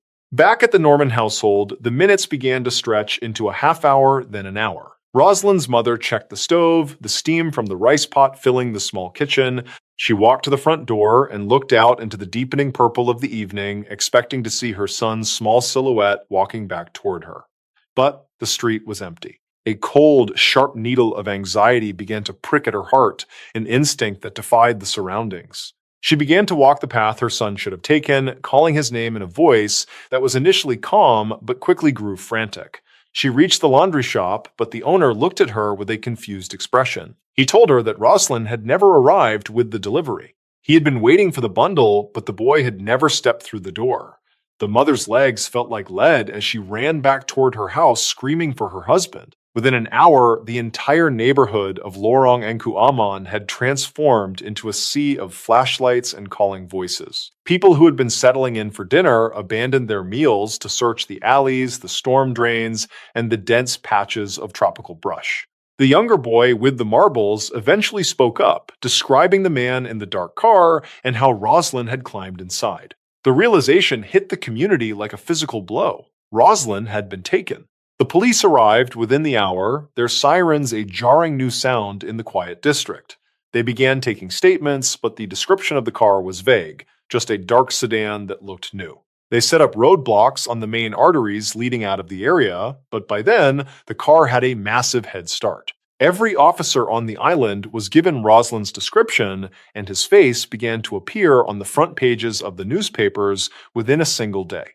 As the days turned into a week, a dark and terrifying cloud of urban folklore began to settle over the island of Singapore. Rumors began to spread like wildfire through the markets and coffee shops about something called galabai. This was a persistent post-colonial superstition that children were being kidnapped to be used as human sacrifices. It was believed that their blood or heads were buried in the foundations of new high-rise construction projects. These rumors created a climate of absolute panic. Parents refused to let their children out of their sight even in broad daylight. Groups of angry residents began to gather near construction sites, demanding that the workers allow them to inspect the concrete pours. The police were forced to issue public statements pleading for calm, explaining that there was no evidence of any such ritual, but the fear was a biological entity that could not be reasoned with. Then, the psychological torment of the family took a cruel modern turn. They began to receive handwritten extortion letters. One man, a prisoner already serving time in a local jail, claimed he knew exactly where Rosalind was being held and promised to reveal the location in exchange for a large sum of money and a reduced sentence. The family, desperate for any shred of hope, cooperated with the authorities, only to find that the letter was a cold-hearted hoax. Every lead seemed to end in a brick wall. The detectives eventually identified a primary suspect, a man with a history of predatory behavior who matched the description given by the witness. They brought him in for questioning, certain they were on the verge of a breakthrough. But before the interrogation could be completed, the suspect was found dead in his holding cell. He had committed suicide, taking whatever secrets he held about that humid April evening to his grave. The death of the suspect was a final crushing blow to the investigation. Without his testimony, there was no way to know if he had acted alone or if he was part of a larger network. The car was never found, and the wicker basket filled with laundry seemed to have vanished from the face of the earth. The police files remained open, but the activity around the case slowed to a crawl as no new evidence emerged from the silent, darkened streets of the city. The investigation went cold, and the years began to pile up like dust. Rosalind's parents never moved, fearing that if their son ever found his way back, he wouldn't know where to go. They kept his clothes and his school books a silent shrine to a boy who was frozen in the age of 11. Every time the phone rang or a stranger knocked on the door, their hearts would leap with a painful, familiar hope that was always met with the crushing weight of reality. Then, nearly a decade later, a family friend traveling through the chaotic, crowded streets of Bombay, India, saw someone who caused his heart to stop in the middle of a busy sidewalk. He saw a young man, roughly the age Rosalind would have been sitting among a group of beggars. Despite the years and the grime, the boy's facial structure and a specific distinctive birthmark on his arm were an exact match for the missing boy from Singapore. The friend tried to reach him, screaming Rosalind's name over the roar of the traffic and the shouting of the street vendors, but the boy seemed frightened and confused, looking up with eyes that held no recognition of his own name. Before the friend could push through the dense wall of people, the boy was ushered away by a group of older men and vanished into the maze of the city. It was a haunting, unconfirmed sighting that suggested a reality far darker. It suggested that Rosalind had been trafficked across international borders, sold into a life of forced labor and misery thousands of miles away from the home where his mother was still waiting with a warm pot of rice. The sighting was never verified, and no other trace of him was ever found. The story of the laundry delivery remains a permanent scar on the history of the island, a reminder of how a single gesture can lead a child into a void from which there is no return. The Bombay lead was investigated by the authorities in both countries, but in a pre-digital age, tracking a single person through the sprawling slums of a foreign metropolis was an impossible task. The Norman family was left with the torturous image of their son being alive, but lost, unable to remember his own past or his own family. It was a grief that never healed a wound that remained open for decades as they wondered if he was still out there. Today, the neighborhood of Lorong Engku Aman has changed beyond recognition. The small houses have been replaced by the very high rises that the rumors once claimed were built on sacrifice. But the story of the boy with the laundry basket is still told by the elders of the community, a cautionary tale that has become part of the city's DNA. It serves as a grim reminder of the day that a routine chore turned into a mystery that would span generations and continents. The image of that wicker basket abandoned somewhere in the back of a dark car remains the final agonizing snapshot of a childhood that was interrupted by a stranger's request for directions. Rosalind bin Norman became a ghost in two different cities, a boy who walked into a humid evening and simply never walked back out. While Singapore searched for a child lost to the shadows of the street in a courtroom in France, a different kind of shadow was about to fall. In that case, the mystery wasn't about a missing body, but a piece of evidence that everyone could see, yet no one seemed to understand. It would involve a young girl who, much like Rosalind, was just playing outside her home when a car pulled up to the curb. But the aftermath of that encounter would lead to a legal tragedy that forced an entire nation to look at the finality of their own laws. The red sweater left behind in a ditch would become a symbol of the truth's disappearance. This bridge leads us from the humid, crowded alleys of Southeast Asia to the stark clinical intensity of a French prison yard where the sound of a falling blade was about to echo across the entire continent. The search for a boy in Bombay would find a strange, tragic reflection in the desperate pleas of a man who claimed that the sweater found at a crime scene wasn't his. It was a moment where the justice system acted with a speed that nature reserves for the most violent of storms.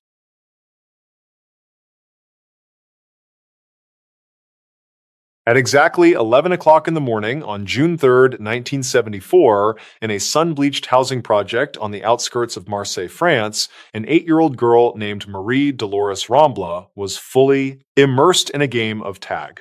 She was a vibrant, dark-haired child with a laugh that seemed to echo off the tall concrete walls of the apartment blocks. Beside her, her younger brother, Jean-Baptiste, was trying his best to keep up his small sandals, slapping against the warm pavement.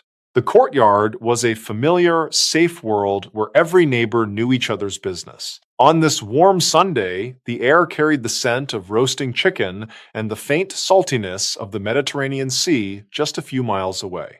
Mothers leaned out of open windows to call their children for lunch, and the rhythmic clicking of bicycle chains provided a steady soundtrack to the morning. To Marie Dolores, this place was an absolute sanctuary where the only danger was a scraped knee or a lost ball. As the midday heat began to settle over the asphalt, a small gray car pulled slowly into the parking area near the children's playground. The vehicle sat idling for a moment, its engine giving off a low, vibrating hum that seemed slightly out of sync with the peaceful Sunday atmosphere. Marie Dolores stopped running, her chest heaving as she wiped a bead of sweat from her forehead. She watched as a young man climbed out of the car and looked around, his eyes squinting against the bright glare. The man approached the children with a soft, friendly smile. He told them that he was looking for his lost dog, a small black poodle that had jumped out of his car just a few minutes ago. He seemed genuinely distressed, his voice trembling slightly as he asked if they had seen the animal. Marie Dolores, who had a deep and natural love for all creatures, felt an immediate wave of empathy. She wanted to help this man find his friend before the hot afternoon sun became too much for a small dog. The stranger suggested that if Marie Dolores came with him in the car, they could drive around the block and find the dog much faster. He promised they would only be gone for 5 minutes and that he would bring her right back to the concrete planter where she was playing. Without a second of hesitation, the young girl reached out and took the man's hand. She gave her brother a quick, reassuring wave and hopped into the passenger seat of the gray sedan, the door clicking shut behind her. Jean-Baptiste stood alone in the courtyard, watching the car pull away until it vanished around the corner. He waited for 5 minutes, then 10, then 20. The sun moved higher in the sky, casting shorter shadows on the pavement, but his sister didn't return. A strange, heavy silence seemed to fall over the playground. When their father finally came down to bring them in for lunch, Jean-Baptiste pointed toward the empty street and whispered that Marie Dolores had gone to help a man. The transition from a quiet Sunday lunch to a full-scale emergency happened in a heartbeat. Within 30 minutes, the Marseille police were flooding the housing project, their blue lights flashing against the white apartment walls. Neighbors joined the search, checking every basement stairwell and parking garage. The father's voice grew hoarse as he screamed his daughter's name, the sound bouncing off the silent buildings, but there was no answer from the shadows of the project. The first night was a descent into a specific kind of living hell for the Ramble family. As the Mediterranean stars came out, the police began to realize that this wasn't a case of a child getting lost. It was a calculated abduction in broad daylight. They set up checkpoints along the coastal roads, searching every gray car that passed, but the city was massive and the leads were thin. The only witness was a 6-year-old boy who could only describe a friendly man and a light-colored car.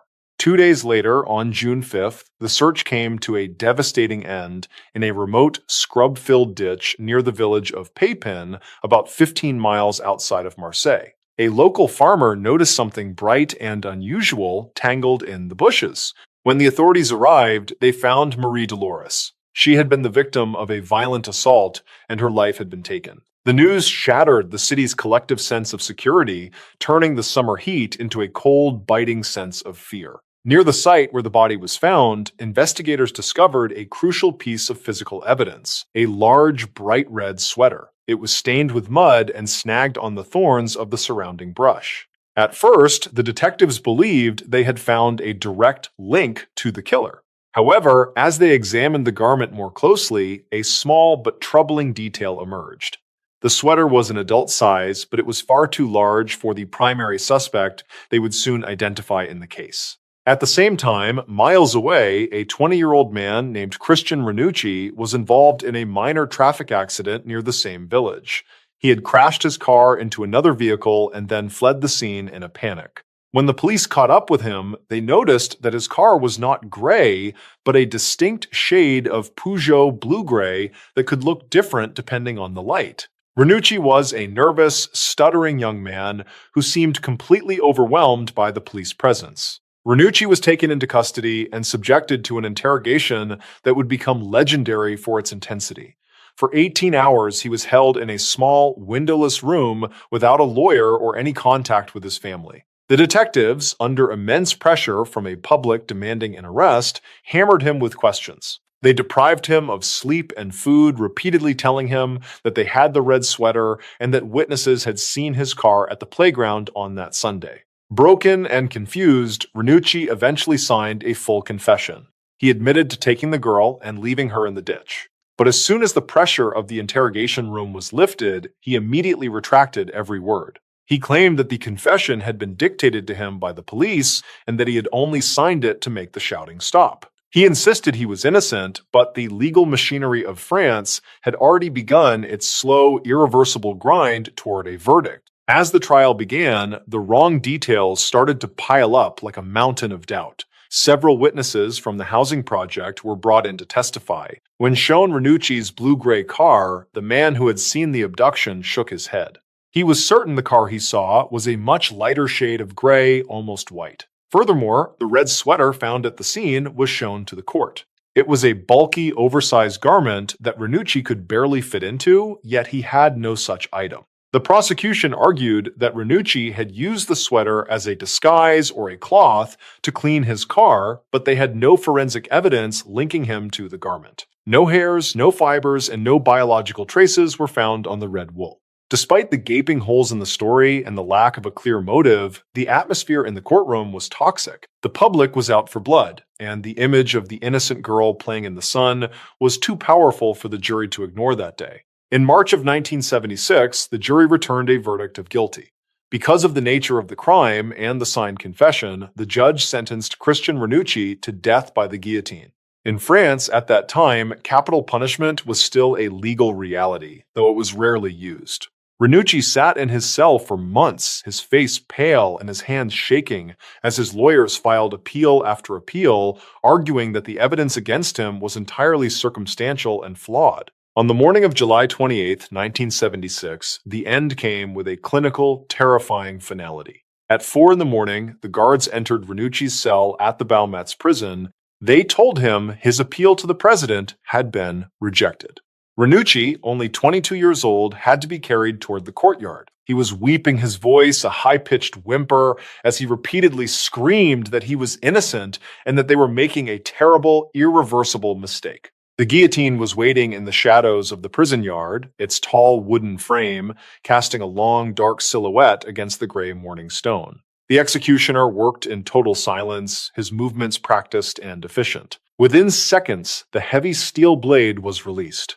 The sound of the impact was a dull, metallic thud that echoed once and then faded into the morning air. Christian Ranucci was dead, becoming one of the last people to be executed in the history of Western Europe. In the years that followed, the red sweater case became a national obsession in France. An investigative journalist named Gilles Perrault wrote a book detailing the massive inconsistencies in the investigation. He pointed out that another man driving a light gray car and wearing a red sweater had been seen in the area around the time of the murder, but the police had never bothered to look for him. The doubt began to gnaw at the conscience of the entire French legal system. The execution of a man who might have been innocent became the primary psychological catalyst for a massive political shift. In 1981, France officially abolished the death penalty, a move that many historians link directly to the enduring shadow of the Ranucci case. The red sweater, once a piece of evidence, became a symbol of the irreversible finality of a flawed law. To this day, the Ramble family is left with the haunting question of whether justice was truly served. Today, the housing project in Marseille looks much the same as it did on that sunny Sunday in June. The concrete planters are still there, and children still chase each other through the shadows of the apartment blocks.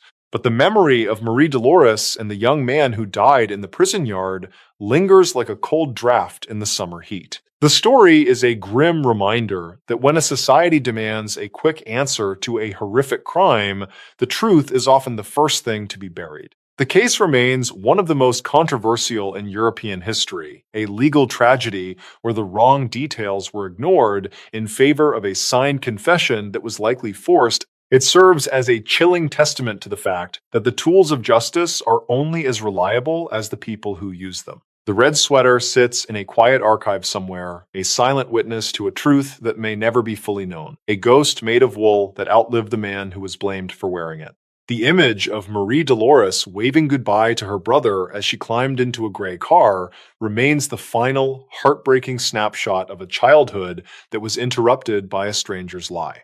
Her story is a testament to the fragility of our safe worlds and the way a single piece of clothing can change the course of history. While France grappled with the finality of the guillotine across the ocean in Brazil, a different kind of legal battle was unfolding over a woman who had also vanished. In that case, there were no red sweaters or signed confessions, only a massive fortune and a lawyer who seemed to have a magical ability to make documents appear out of thin air. It would involve a beautiful socialite who stepped into her car for a routine trip and simply ceased to exist, leaving behind a trail of empty bank accounts and a judicial mystery that would last a decade. The shadow in Rio de Janeiro would prove that you don't need a blade to erase a life. Sometimes a pen is enough.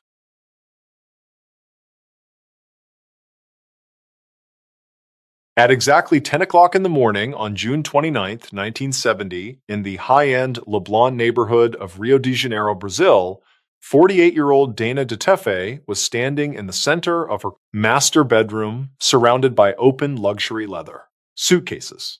The room was flooded with the bright golden light of a tropical winter morning, and through the tall windows, she could hear the rhythmic crashing of the Atlantic surf just a few blocks away. For Dana, this was a moment of quiet, focused preparation.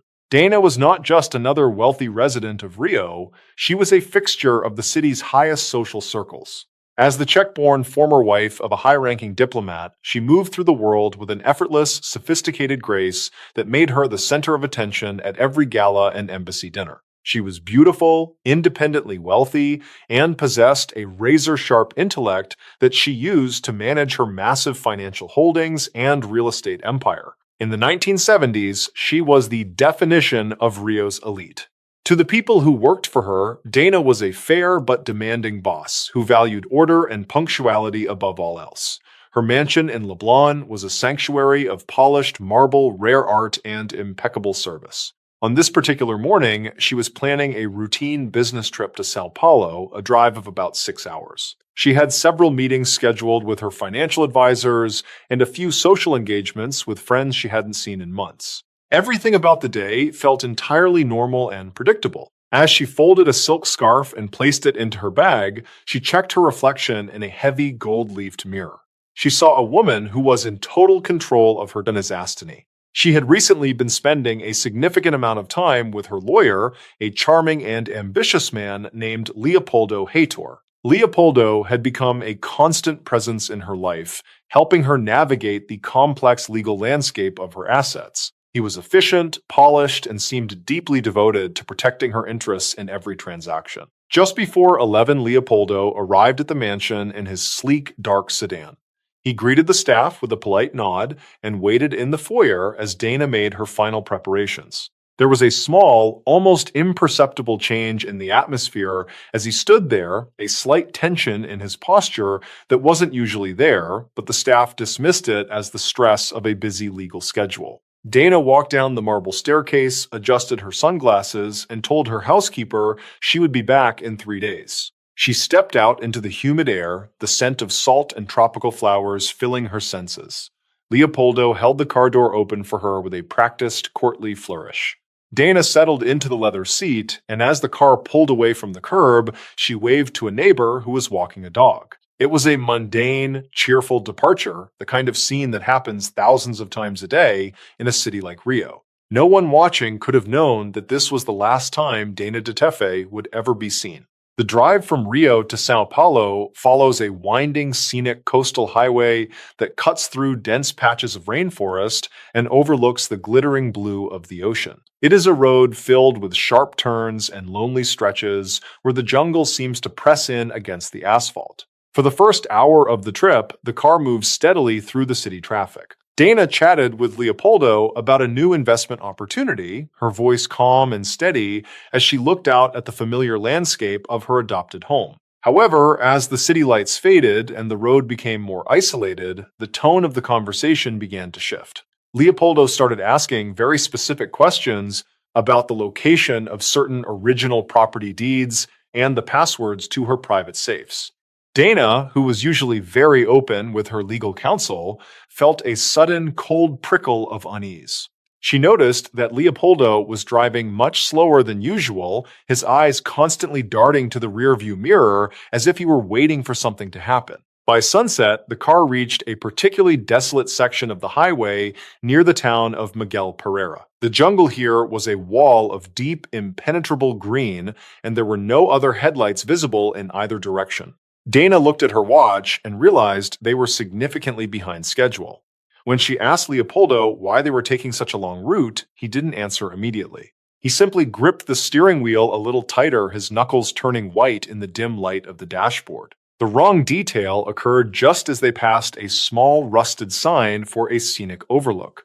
Leopoldo suddenly pulled the car onto a gravel shoulder and killed the engine. The silence that followed was heavy and absolute, broken only by the ticking of the cooling metal and the distant rhythmic chirping of jungle insects. Dana's heart began to pace against her ribs. "Why are we stopping?" she asked, her voice trembling just a fraction. Leopoldo turned toward her, and for the first time, she saw a look in his eyes. Back in Rio, the 3 days of Dana's planned trip came and went without a word. Her housekeeper, a woman who had worked for Dana for over a decade, grew increasingly concerned when the phone in the mansion remained silent. Dana never missed a check-in, and she certainly never missed a scheduled return. The housekeeper called the hotel in Sao Paulo only to find that Dana had never checked in.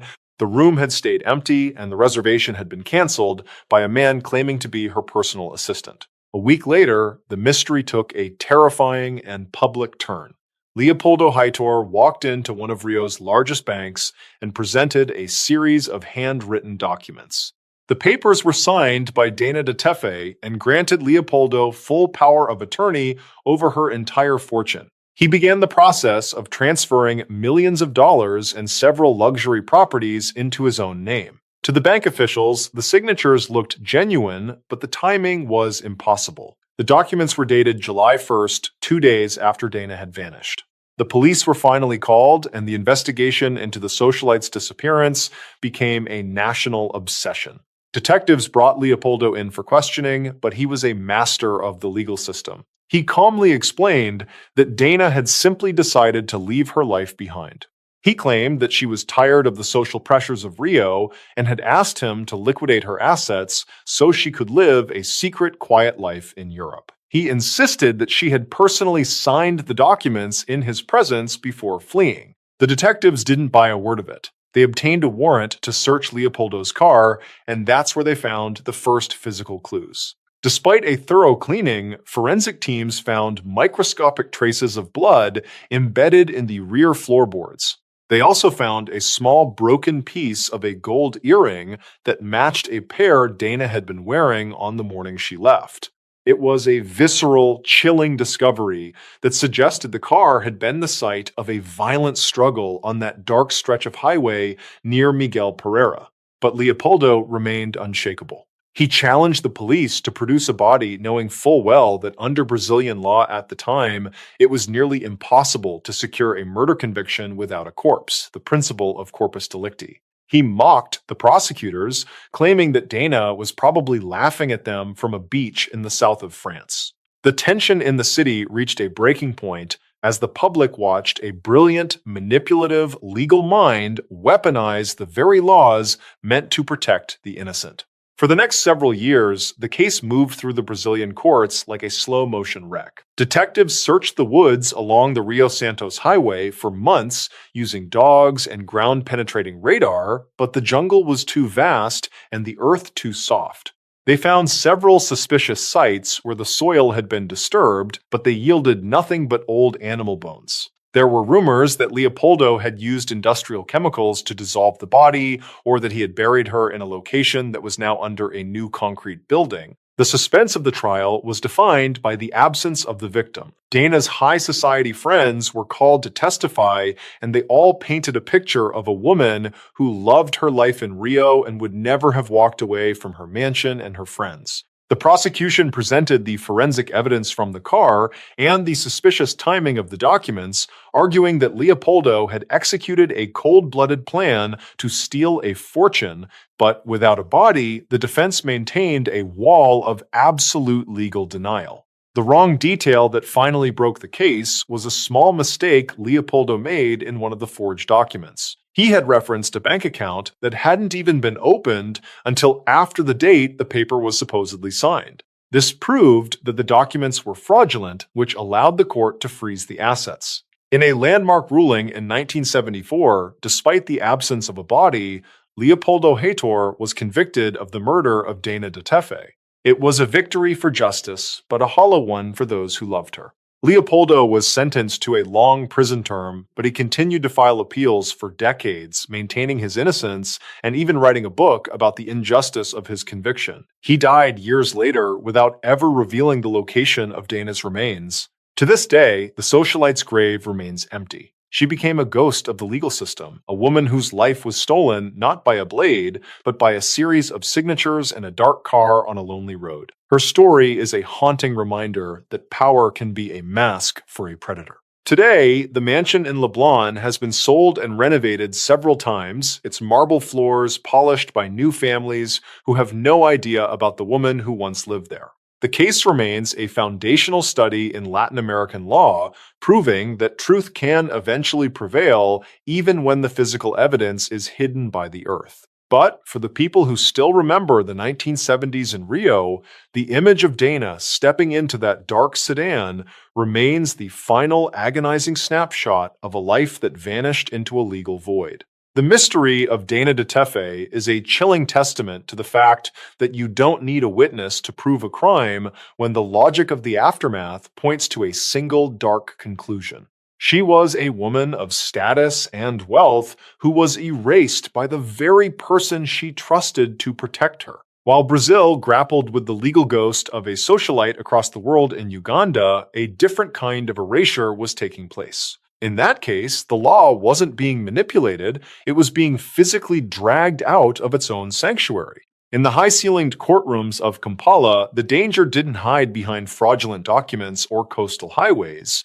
It walked through the front doors in broad daylight, wearing heavy boots and carrying automatic weapons. The struggle there wouldn't involve a decade of legal appeals, but a single violent act of state-sanctioned kidnapping that proved even the highest judge in the land was not safe from a tyrant's shadow. This leads us to a morning in Uganda where a chief justice was about to face a power that respected no gavel.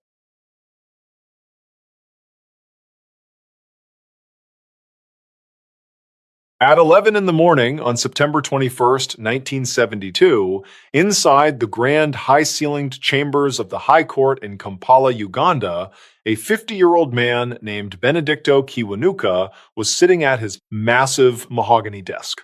He was a man of immense presence with sharp, intelligent eyes and a calm, deliberate way of speaking that commanded immediate respect. As the Chief Justice of Uganda, his life was defined by the steady, predictable rhythms of constitutional law. The High Court building was a majestic structure of white stone and polished wood, standing as a silent pillar of stability in a city that was increasingly feeling the tremors of political unrest. For Benedicto, this building was more than just his workplace, it was a sanctuary of logic and reason. Inside these walls, the only thing that mattered was the weight of evidence and the precise interpretation of statutes. He believed that as long as the law was upheld, the nation would remain whole. On this particular Thursday morning, the atmosphere inside the court was hushed and professional. The air was thick with the scent of old parchment floor wax and the faint, sweet smell of the gardens blooming just outside the open windows. Benedicto was focused on a stack of legal briefs, his fountain pen scratching rhythmically across the thick paper as he made meticulous notes in the margins. He found a deep personal peace in this routine, a sense that he was guarding the very soul of his country. Outside, the city of Kampala was a vibrant, noisy sprawl of markets and traffic, but the thick stone walls of the court filtered out the chaos. Benedicto's personal clerk, a young man who had worked for him for years, moved quietly through the office, organizing files and preparing tea. Everything was exactly as it should be. The schedule for the day was full of routine hearings and administrative meetings, the kind of predictable labor that Benedicto had dedicated his entire adult life to, perfecting. However, beneath the surface of this peaceful morning, there was a tiny, nagging detail that Benedicto had been trying to ignore for several weeks. The relationship between the judiciary and the military government of dictator Idi Amin had become increasingly strained. Benedicto had recently ruled against the state in several high-profile cases involving the illegal detention of foreign nationals. He knew that his independence was seen as a threat by the soldiers in the barracks, but he trusted the court. He believed that the black robes he wore were a shield, a symbolic barrier that even the most erratic general would not dare to cross. He had received several anonymous phone calls late at night, voices whispering warnings about his safety, but he dismissed them as empty intimidation. In his mind, the Chief Justice was an institution, not just a man, and institutions were permanent. He adjusted his glasses and took a slow sip of his tea, feeling the warmth spread through his chest. Around 10:45, a small but unusual change occurred in the environment just outside the main gates of the court. A dark, unmarked Peugeot sedan pulled up to the curb, its engine idling with a low, irregular thrum. Three men climbed out of the vehicle, wearing civilian clothes, simple button-down shirts and slacks, but they moved with the rigid, coordinated precision of trained soldiers. They didn't check in with the security desk or show any identification to the guards.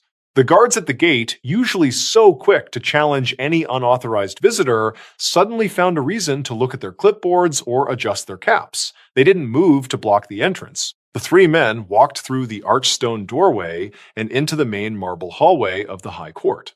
Their heavy leather boots made a sharp echoing sound against the polished floor, a sound that felt entirely out of place in a building where most people walked with a quiet, respectful gait.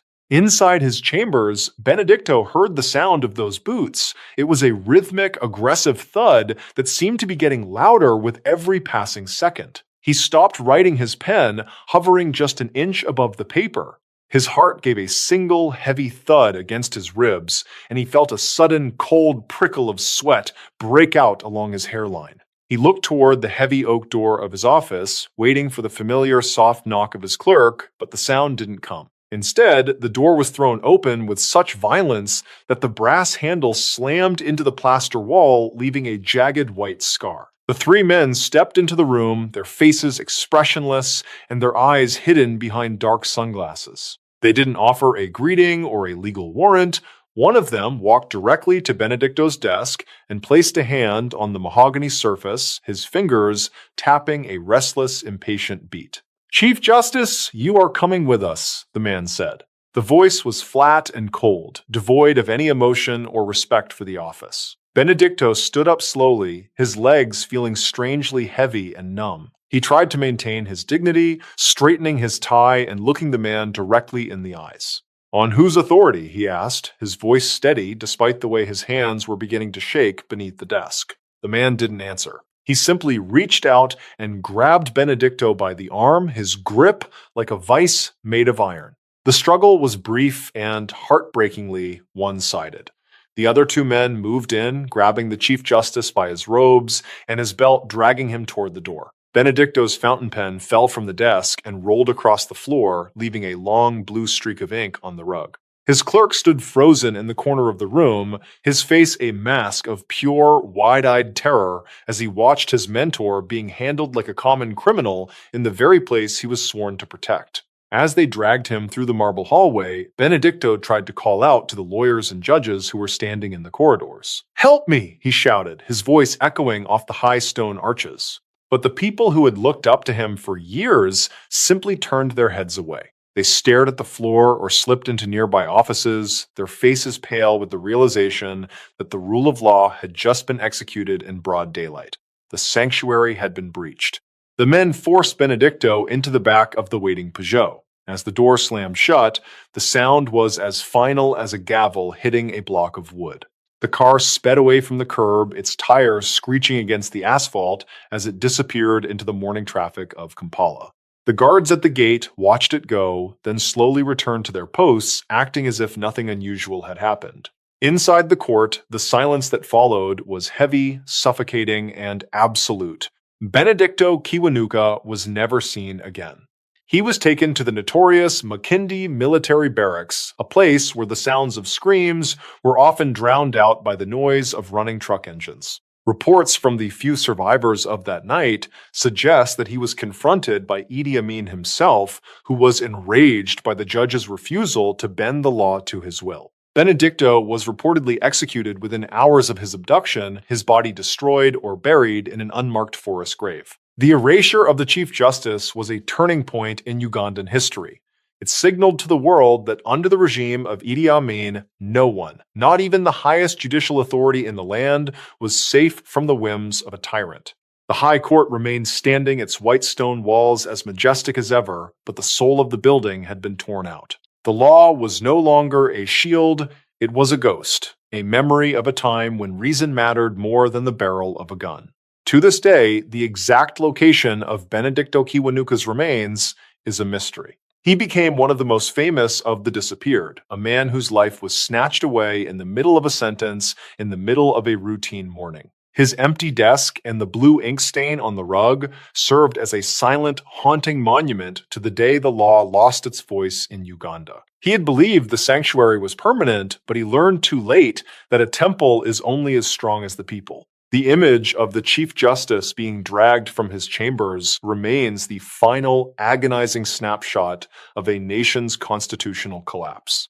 It is a reminder that the institutions we rely on for safety are fragile things held together only by a collective belief in their power. When that belief is shattered by a heavy boot and a dark car, the silence that follows can last for generations. While Uganda mourned a judge lost to the state in the jungles of the Philippines, a different kind of phantom was emerging.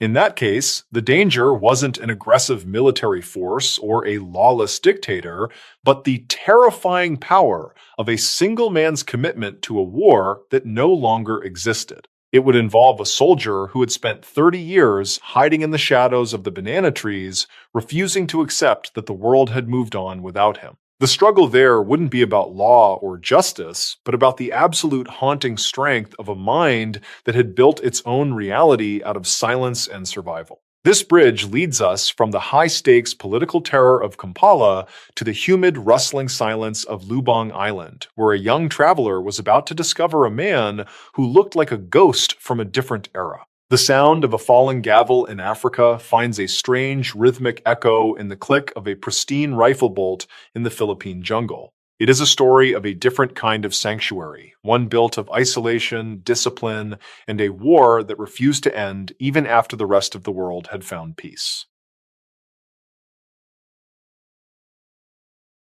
At exactly noon on February 20th, 1974, in the dense emerald green heart of the Philippine jungle on Lubang Island, a 24-year-old Japanese traveler named Norio Suzuki was sitting by a small crackling campfire.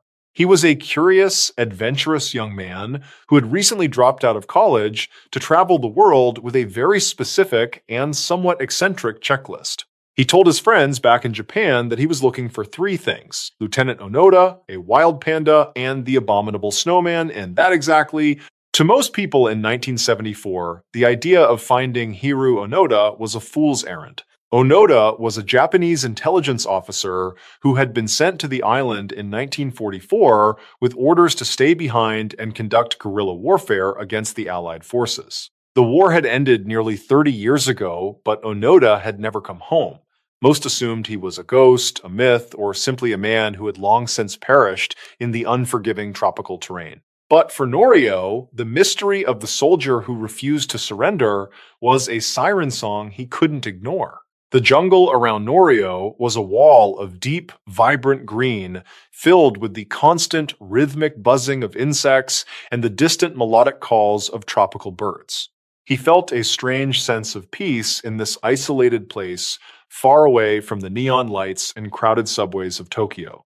He had spent 4 days trekking through the thick underbrush, calling out Onoda's name into the humid air.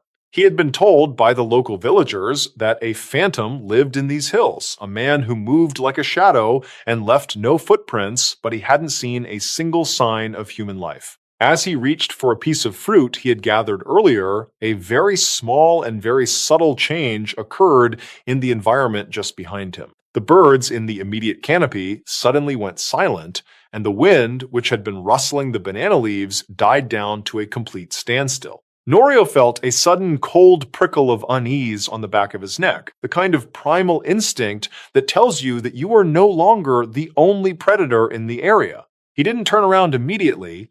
He simply froze his heart, beginning to pace against his ribs like a trapped bird. Then came a sound that felt entirely out of place in a prehistoric jungle. It wasn't the rustle of a wild animal or the snap of a dry twig. It was the sharp metallic click of a rifle bolt being pulled back and locked into place, a crisp mechanical sound that belonged to a different era. Norio slowly raised his hands above his head and turned around. Standing just 10 feet away, partially merged with the shadows of the ferns, was a man who looked like he had stepped directly out of a 1944 history book, his eyes cold and fixed on Norio's chest. This man was Hiru Onoda.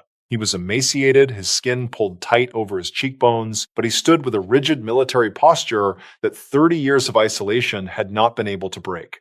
He was wearing a meticulously patched and cleaned Japanese Imperial Army uniform, and the rifle he held, a pristine Arasaka Type 99, was polished to a mirror shine. To Onoda, this young man in a t-shirt and jeans was not a traveler. He was a potential enemy scout, a new element in a war that in Onoda's mind had never actually ended. To understand how a man could stay in a jungle for 3 decades, you have to understand the absolute terrifying power of psychological conditioning.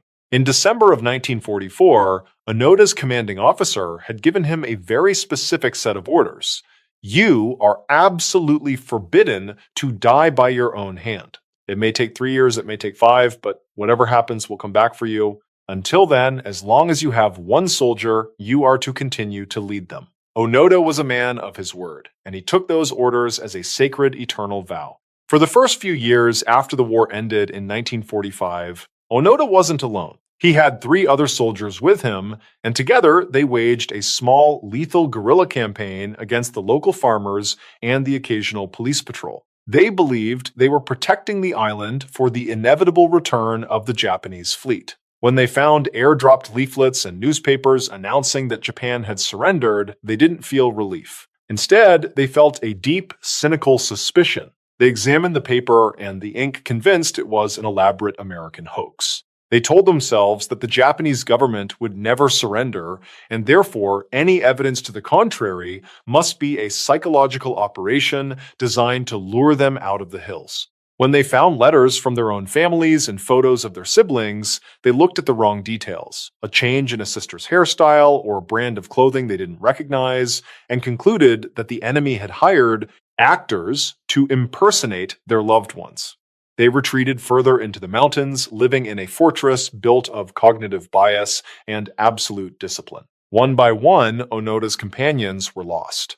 One surrendered in 1950, and the other 2 were killed in skirmishes with local police while they were raiding farms for food. By 1972, Hiru Onoda was the last ghost of Lubang Island. He lived in a state of constant high-alert survival. He moved his camp every night, slept in snatches of 2 hours at a time, and kept his rifle and his 50 rounds of ammunition in better condition than his own body. He survived on bananas, coconut milk, and the occasional stolen cow, his mind a steel trap of military logic. Every sound in the jungle was a data point.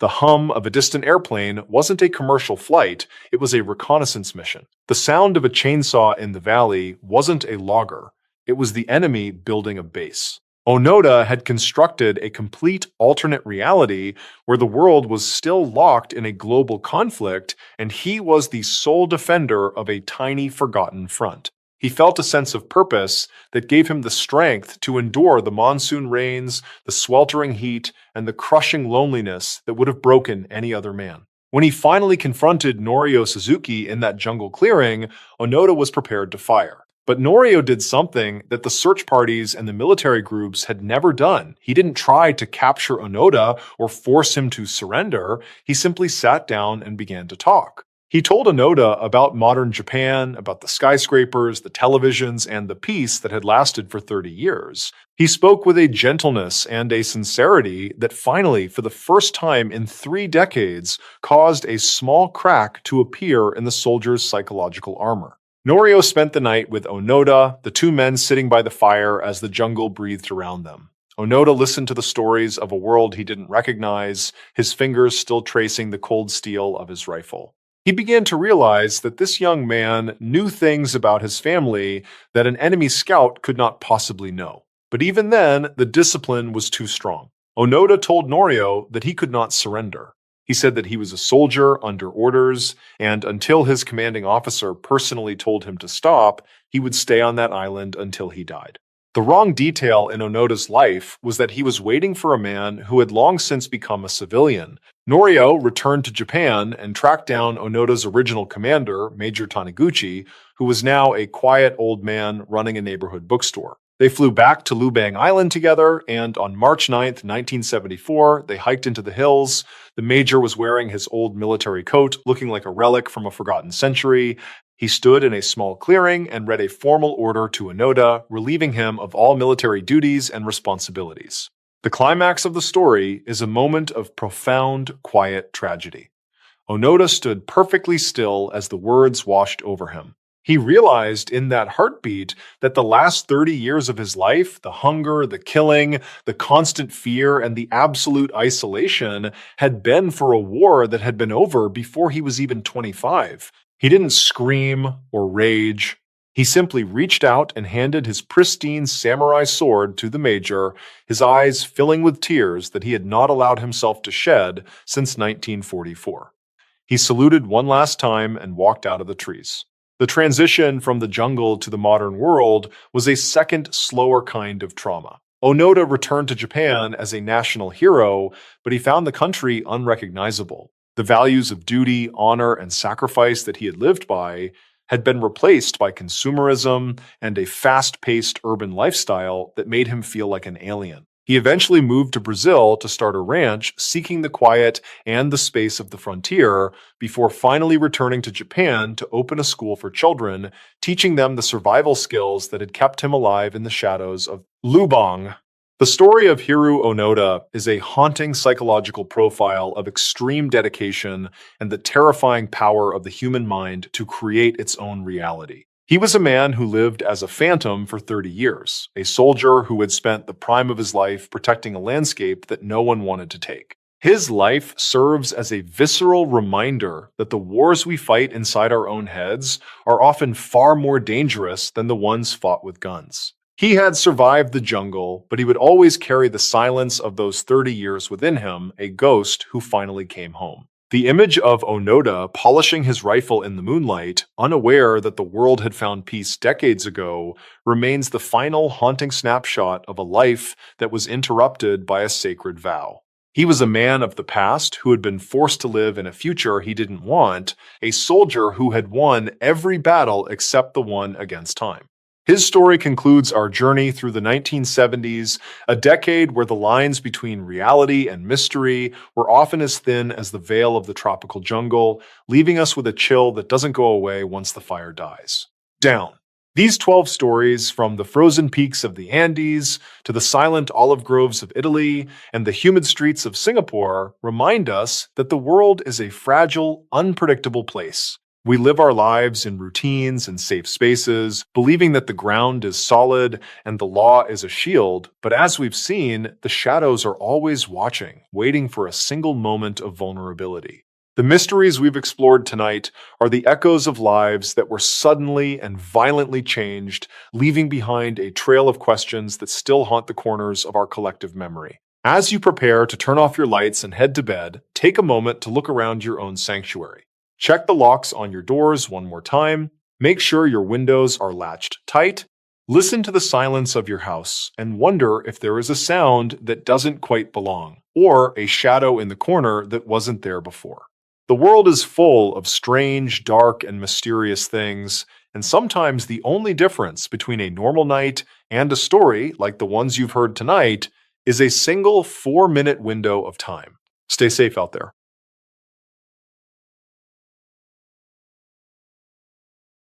What makes these cases from the early 1970s so uniquely disturbing is the absolute silence that followed the disappearances. In a world before cell phones and constant digital surveillance, when someone vanished, they truly went into a void. We are left staring at the last mundane moments, a girl waving goodbye or a boy carrying a laundry basket, and realize that those ordinary actions were actually the final scenes of their lives.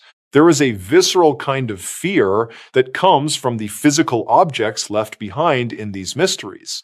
A wicker basket abandoned on a street, a red sweater snagged on a thorn, or a mangled car sitting on a monastery balcony. These items become anchors for our grief because they are so ordinary, and yet they represent a total collapse of the world as we knew it. They remind us that the physical world remains even when the people we love are suddenly gone.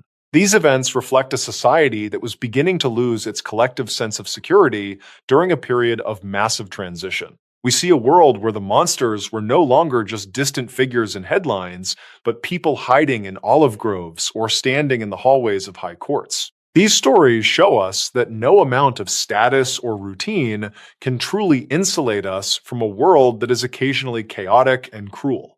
It reflects our deep-seated need to find order. We also see a fascinating reflection of how we value the truth across different cultures and legal systems. From the execution of a man in France based on a questionable confession to the decades-long hunt for a killer in Montreal society is constantly struggling to balance the desire for justice with the reality of human error. It shows a world that was becoming more aware of its own flaws, even as it desperately tried to protect the most vulnerable among us. The institutional paralysis seen in the hills of Tuscany or the high courts of Uganda reveals a darker truth about the structures we build to protect ourselves. When the very people sworn to uphold the law are the ones being dragged away or making catastrophic errors, the sense of dread becomes a collective experience.